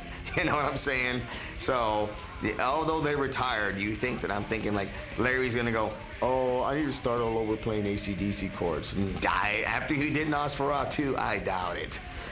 So they were always already ready to, I think in their own minds and their own hearts and their own souls were ready to see something like this happen again, but they weren't quite sure. But I think when that whole 20-year anniversary came around, it was about that time. It was kind of skeptical at first. They thought maybe I would be like, and I would have all these rules. And Rob Chavez from Rob's Metalworks is the one that suggested it, and he gave me a phone call and said, "What do you think about this 20-year anniversary of Remnants of War?" And I said, the first thing I said was, "Are they into it?" And he says, "Well, that's why I'm calling you." "I'm in." That's it. I'm in. And I go, I said, "Are you sure?" He was like, "Yeah, that's why I'm calling you." Then why would I be going, let me think about it for a while? Because there's some political things I need to think about. Or, no, I was like, really? Larry and Rob want to actually get back together with HELSTAR? I called Jerry right away. I said, what? He was like, his favorite thing is eating. He put that food aside. I said, what? and well, of course, it's going to have Russell on the drums because they already started doing Tony Black. And I was like, dude, this might be the thing that we really need to do after all the stuff we've been doing on our own with, I don't want to say the word artificial HELSTAR, but great members. But it wasn't HELSTAR. It was never HELSTAR without Larry Barragan, as far as I'm concerned. Now you got Larry, Jerry, me. We got the nucleus. We've got the nucleus. We don't have to call the band Distant Thunder no more. We don't have to call featuring members anymore. We can go back to the name HELSTAR. Finally, once and for all. And it had Rob Trevino from Remnants of War. So I'm going like, we got the nucleus. This is the greatest thing in the world. Let's run with it. Let's see what happens. I knew in the back of my mind, one show only. This is the way it was presented. No promises. Yeah. I'm being like, yeah, sure. Yeah, I'm a salesman, Yeah, that'll be great. San Antonio show was so big. What does that lead to? Houston. Why did we get left out? I guess we'll just book a show in Houston too while we're at it. Sold out. I guess we'll do another show while we're at it. Why not? Sold out. Get an offer from record deals. What do we do at this point? We move forward and put this band back together. And that's how it happened. A lot of things had to happen for the reunion to happen. I know some people know, some people don't know, but I had basically retired from music. I didn't play guitar for a long time. It was kind of a dark time in my life, and I felt like, basically the music industry had betrayed me. And I just felt like, I'm not going to do this anymore. Then with the passing of my grandfather, I needed an outlet. And I, called Rob. Rob and I had stayed friends, and I called Jerry and Frank Ferreira. I was having a birthday party. Now I remember. I was having a birthday party, and I'd call these guys and say, "Hey man, let's jam." And they came over and we played. We didn't even know what we were gonna play, but we played some HELSTAR songs. And after that, it was like, man, I need to do this again. And Rob and I got together again. We started writing songs, and we put together another band, and we started playing out. And then a friend of ours, Rob Chavez, said, "Hey, your anniversary's coming up for Remnants of War. It'd be great if you guys would get back together again." And I had kind of shied away from it for a little bit, but it seemed like it was the right thing to do. And we got together, we started rehearsing, and it was like we had never left. It was perfect. I looked over and James was singing, and it was like I was 16 again with James singing those songs, and it just landed into place, and it just kind of evolved from there. We started getting offers to play overseas, and then we said, hey, you know, this label's interested in us, and you know, do you guys want to start writing? And next thing you know, here we are, you know, six years later, and celebrating our 30th anniversary.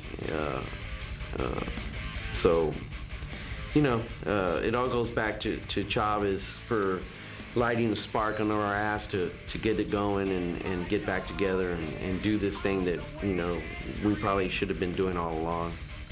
It's really hard to say, for me to say what was a real game changer for the band with regards to the band's releases.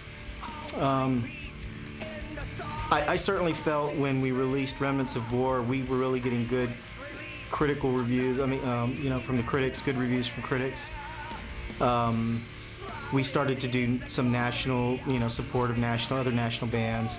But I think that when Distant Thunder came out, I have to be honest, I think when Distant Thunder came out and the band got to go to Europe for the first time, I think that's where the band really understood just what they were capable of doing. So I would have to say probably Distant Thunder. Again, I would have to say Remnants of War. I think game changer because it just, I mean, it's almost one of those things where you'd have to have been there just to see what was going on in '86 when all of those records came out. And I think every band that put out a good record that year, they put out a game changer. I think Master of Puppets, commercially, they broke through. The production was on. I think the same thing for Remnants. I mean, I think it was a really good record, and it was just leaps and bounds. If you listen to Burning Star and then you listen to Remnants of War, it's almost like there's something missing. Like they took a quantum leap, you know, from being that because in Burning Star you could actually kind of hear where they needed work and stuff, and then they came out with Remnants, and it was just like, you know, I mean, it was just so. It was a good record all the way through. I still get chills when I hear that the end of Angel of Death and the voice starts at the end. Larry knows what it says. I don't know what it says, but you hear that and the music's, they're doing the hits at the end, and the hair on my arms stand up. It's still that much of a good record to me. So I think that's the game changer still, as well as my favorite. Well, honestly enough, the 4 first classics, which is what always put HELSTAR on the map of the earth, never did anything for us. Unfortunately, all the work that we put into those records, it was the timing.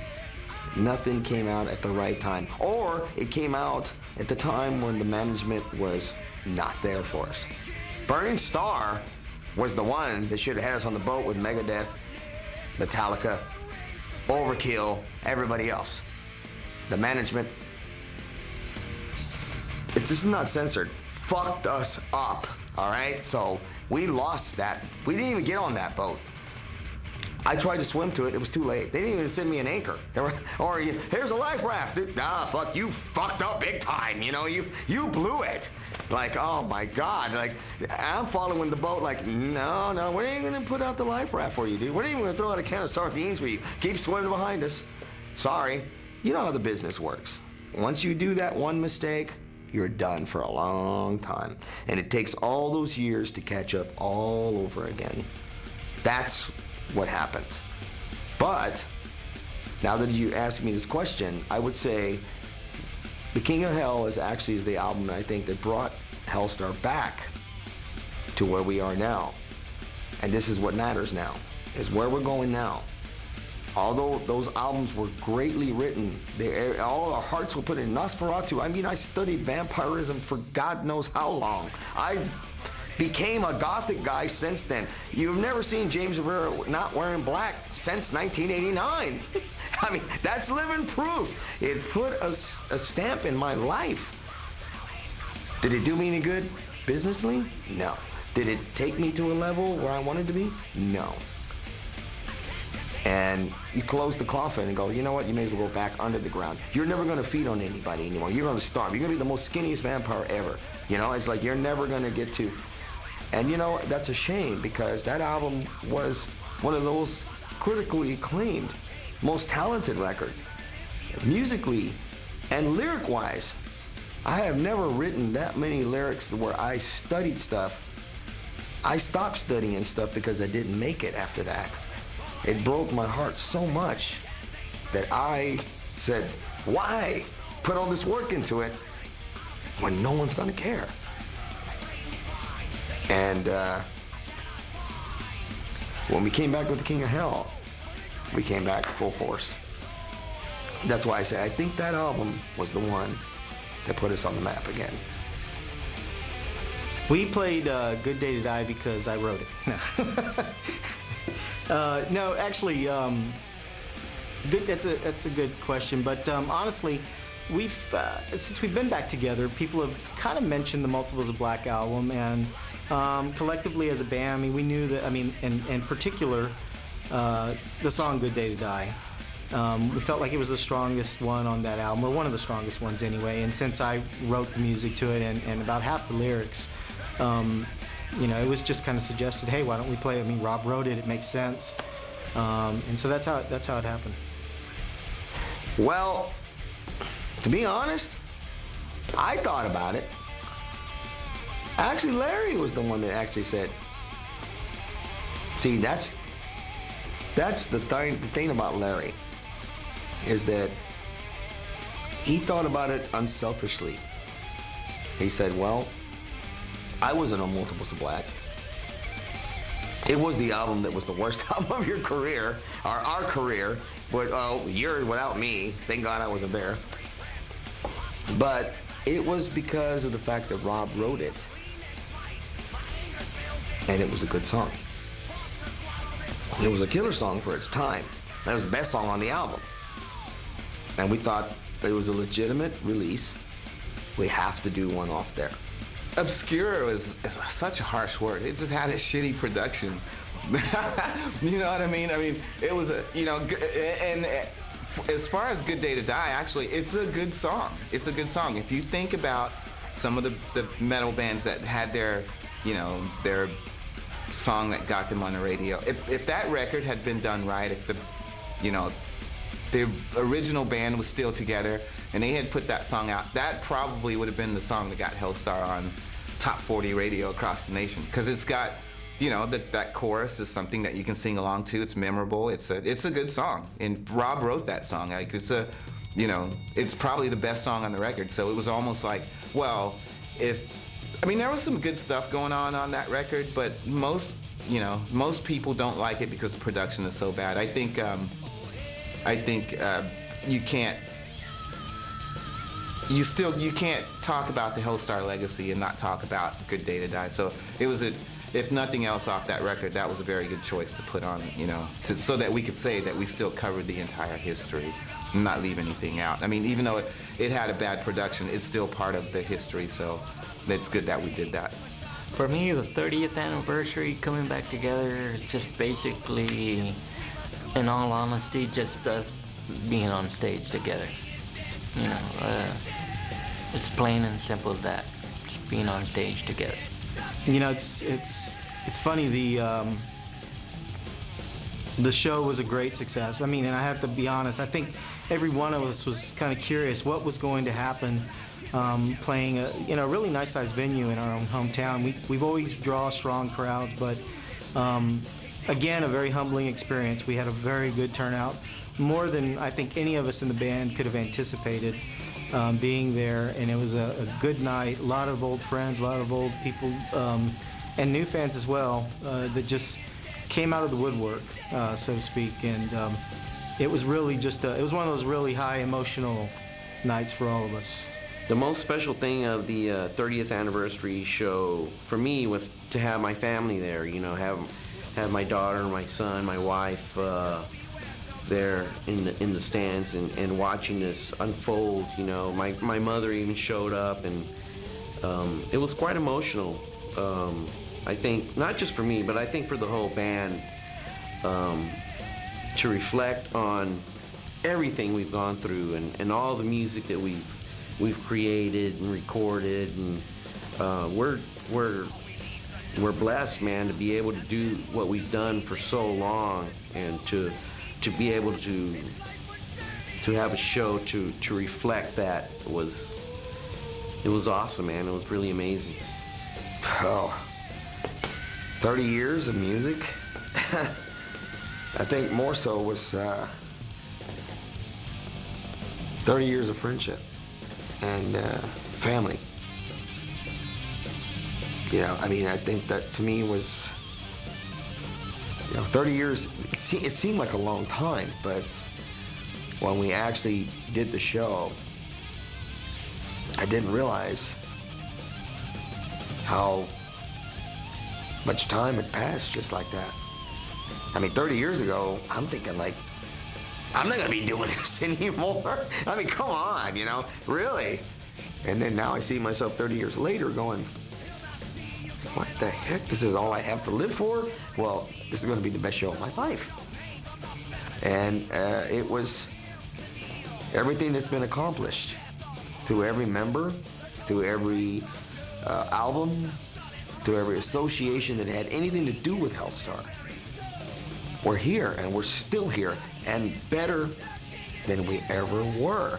That's what made it special to me, was not only are we doing a 30-year anniversary, we're doing the best show that these fans will ever see, and I'm sure it's gonna be even better another 10 years from down the road. Somehow, the powers to be, or to be, whatever, I like that more because Dio was my hero, but those powers to be are making us stronger than we've ever been. And we're at the point right now, we're unstoppable. And I just can't wait to do the next studio record. I think the most special thing about that show, the 30th anniversary show for me, was just being able to be a part of it. I mean, I couldn't ask for the only opportunity, and I always say this, the only opportunity that I think would be greater than this is playing drums in Iron Maiden. Like, that was my favorite band as a junior high school student. HELSTAR was my second favorite band, and they, to be able to play with them and to celebrate a milestone like this was really important to me. It was very special, and it was special to see everybody happy. It was special to see all the hard work that we put into it, finally come together. And I remember earlier that day setting everything up, I was looking around going, man, there's a lot of stuff going on here. Like, are we gonna be able to pull this off? But it was fine so far. Seeing the video and hearing the audio and stuff, it was great. Like, it's perfect, and I think it'll make a really nice product, and I think the fans will be happy with it. Well, what I'd like to see is, I'd like to see us tour more. I'd like to see us be able to play shows more. I'm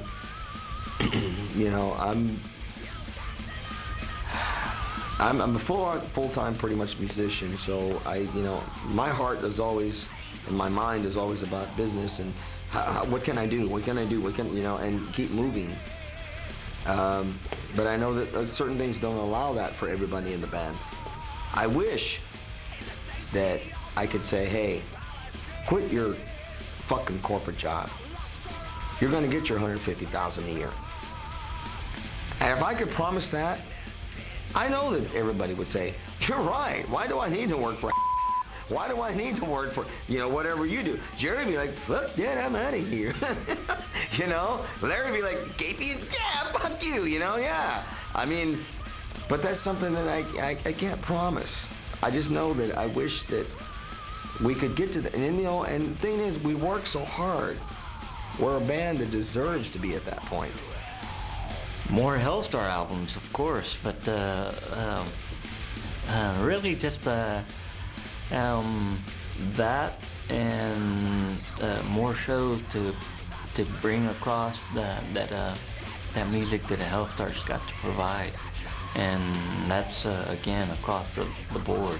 I want to be able to do these shows where we we have this long, list of albums, this decade beyond of music to provide to fans and more. And I don't see it stopping until, we decide to stop it, and see it ending there. I think right now it's great. It was an honor to be able to be a part of this. Me personally, after 30 years, I mean, what do we really have? I mean, just continue making music and playing, touring as much as we possibly can. Try to reach new markets, new fans. I don't know that any of us have any high expectations other than just to enjoy what we're doing while we can, and that's the important thing. I think for the future, I would like, HELSTAR has had a history of just these. Every record has its own identity, and it's just been called. I can remember as they were coming out, it's just, oh man, this one's so great, and you listen to it and you get to know it and stuff. I think that I would like to see HELSTAR put a record out. I'd like for us to put a record out that recaptures that kind of identity. You know what I mean? To where when you're walking down the street or you're at a concert and there's a bunch of dudes sitting in a car getting stoned, but you can hear, because everybody likes this record. So, that doesn't happen anymore. Like, you don't have that. I mean, I can remember when certain records would come out and you'd just be around. I remember Master of Puppets. You would hear, almost no matter where you went, somebody was playing a song off that record on their car stereo, and it was like, because it was that powerful, and the public was accepting it like that. I know that those days are gone for metal, but I think to make a record that has an identity like that no matter what, like it's a good record, and you're gonna hear it in bars and clubs and over the PA before other people's shows and things like that. I think that's what I'd like to see from the band. Just more really good material that really identifies the band, kind of sets us apart from everything else that's going on. I live in the now, man. I mean, I don't know what's gonna happen in the future. I'd like to continue doing this. I'd like to make some more albums. I'd like to continue touring, but I have no idea what's going to happen. So I'm going to enjoy what we're doing right now and just revel in that. To the fans of HELSTAR, I'd love to tell them thank you very much for everything they've given to the band. Every show that I've played with HELSTAR, every fan that we've come across, and every fan that's been out there, I mean, from the shows that were maybe 5 to thousands of people, it's always been just a great time to come across and give that energy to those fans and what they give back to us. It doesn't matter if it's just 5 people or thousands and thousands of people. It's just the energy that we get in return from our fans and the love that we get from those fans. So I'd love to give them that thanks in return. From the bottom of my heart, I think, speaking on behalf of the band, I mean myself, I just thank you for being there for us, sticking with us, having the faith in us, having faith in us, continuing to come out and support us. It really means a lot that we can still do this and have people show up to shows and allow us to do this thing that we love doing. So thank you. I'd of course, the obvious thank you for supporting the band. I mean, had there not been any support for the band, I wouldn't be here now, because the band probably wouldn't be together. So it's a thank you on that note, and also thank you for supporting us now that we're we're back out and playing, I would say stick around because there's a lot more cool stuff to come. To the fans, I'd like to say thank you, man. I mean, every time we walk out on stage, it's been an honor and a privilege to perform for you, and you know, all the energy that you've given us throughout the years. I hope that we've been able to give it back to you twofold, and the support throughout the years has just been phenomenal, and you guys have been the best. You guys are the reason that we're sitting here talking about 30 years of metal with HELSTAR, and there's really nothing else to say but thank you. Wow, that's you know, can I fit you all right here? I mean, can really? It'd be nice to go, thank you. I mean, if I could. You're there for a reason. We're still here for a reason. And the reason why we're still here is because of you. Otherwise, I would have gave up a long time ago. It's the beauty of every night when we walk on the stage. And I have never seen the biggest Kool-Aid smiles in my life in certain shows where you know they waited for a year to see you again. I mean, that's bigger than Smiley. We know, and Smiley is like the biggest smile. You know, when he's behind that drums, and the harder the part, the more he smiles. But you know what? Every time I see the fans, they have the same smile, and it's even bigger the next time. It's like, Jesus, does that thing go up to your ears? And then you can tell when we do certain songs, it's like,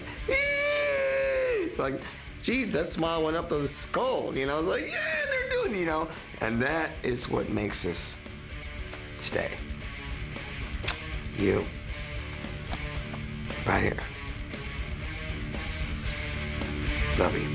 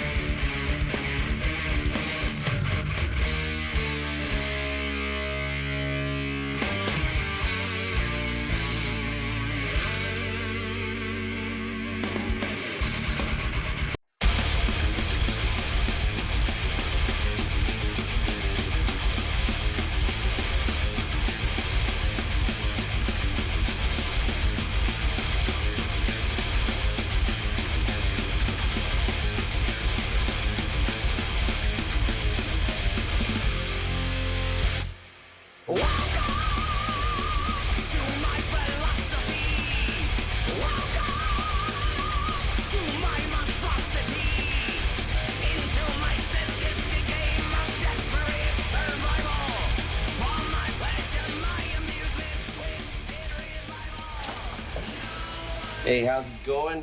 Come on in. Welcome to Casa De Barragan.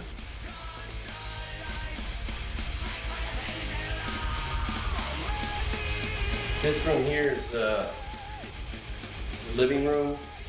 Basically, it's where my grandmother hangs out. She lives with me, and she watches a lot of baseball, a lot of boxing, a lot of Mexican novelas and stuff like that. This is kind of her chill room. We've kind of designated this part of the house for her. She's always sitting on the couch and just likes to chill, man. After 100 years of life, you know, you've earned it. Okay, here we have my family wall. It's a montage of memories. It's kind of cool to get to see like all the trips that we've taken, and kind of get to see the kids kind of grow up before your eyes. Over here, this hallway is what we like to call the HELSTAR Hall of Flame. Got all the albums that I've recorded with the band. One little special red vinyl album that we came out in compilation way back in the day. Got my Keep It True posters up here from 2008 after the reunion. Also the Rock Hard Festival poster. Those two shows were real special to me. This wall, this is the real deal. This is the real accomplishments. It's my wife's degrees, Lamar University, where she got her master's, and University of Houston, she got her Bachelor of Science. Through here we have our gym, full gym. It's got a treadmill, bike, stepper, leg press, free weights, universal gym. Gets a lot of use. This is where we get. We have the kitchen. It's pretty much a wide open design.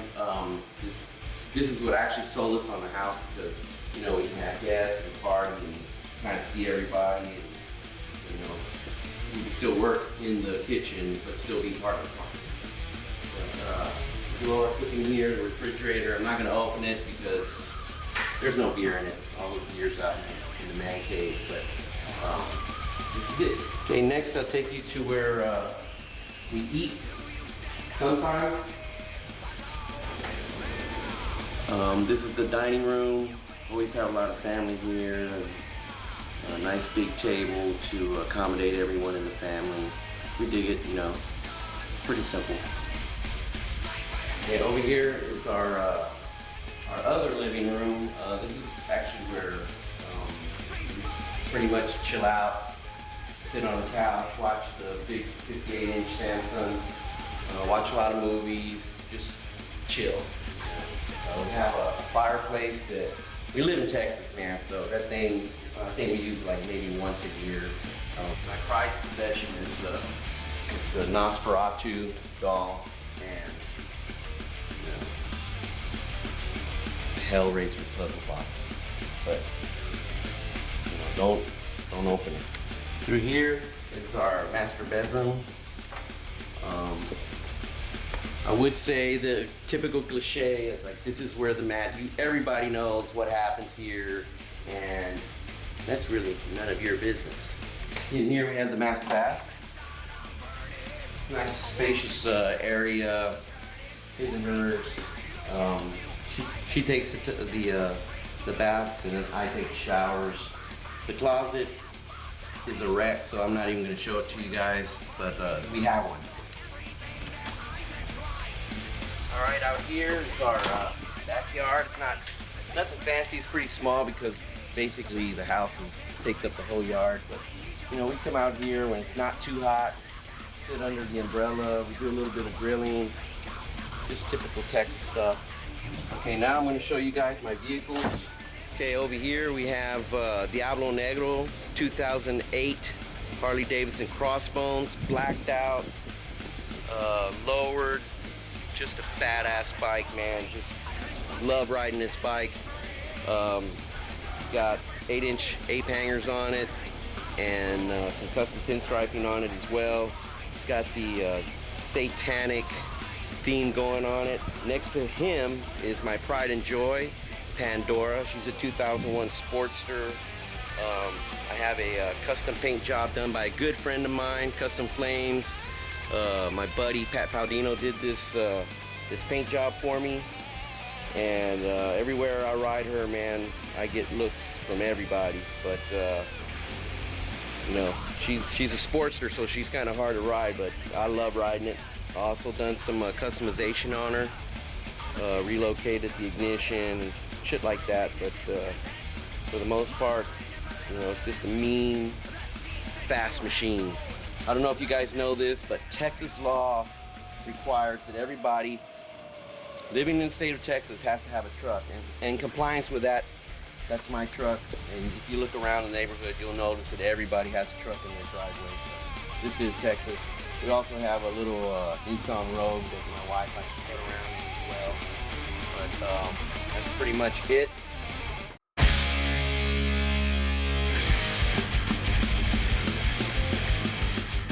And now let me show you the Harley hangout where the real party goes on.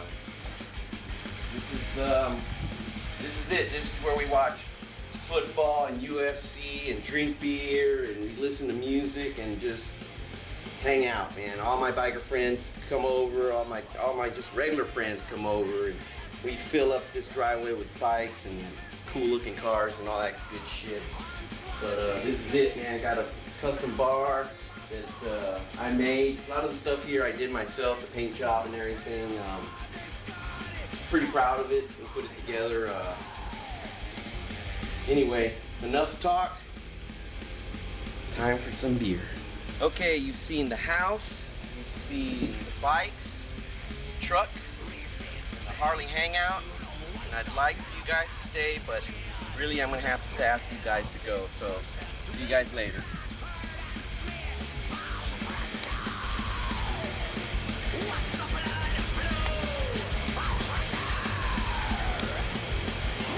Keep going.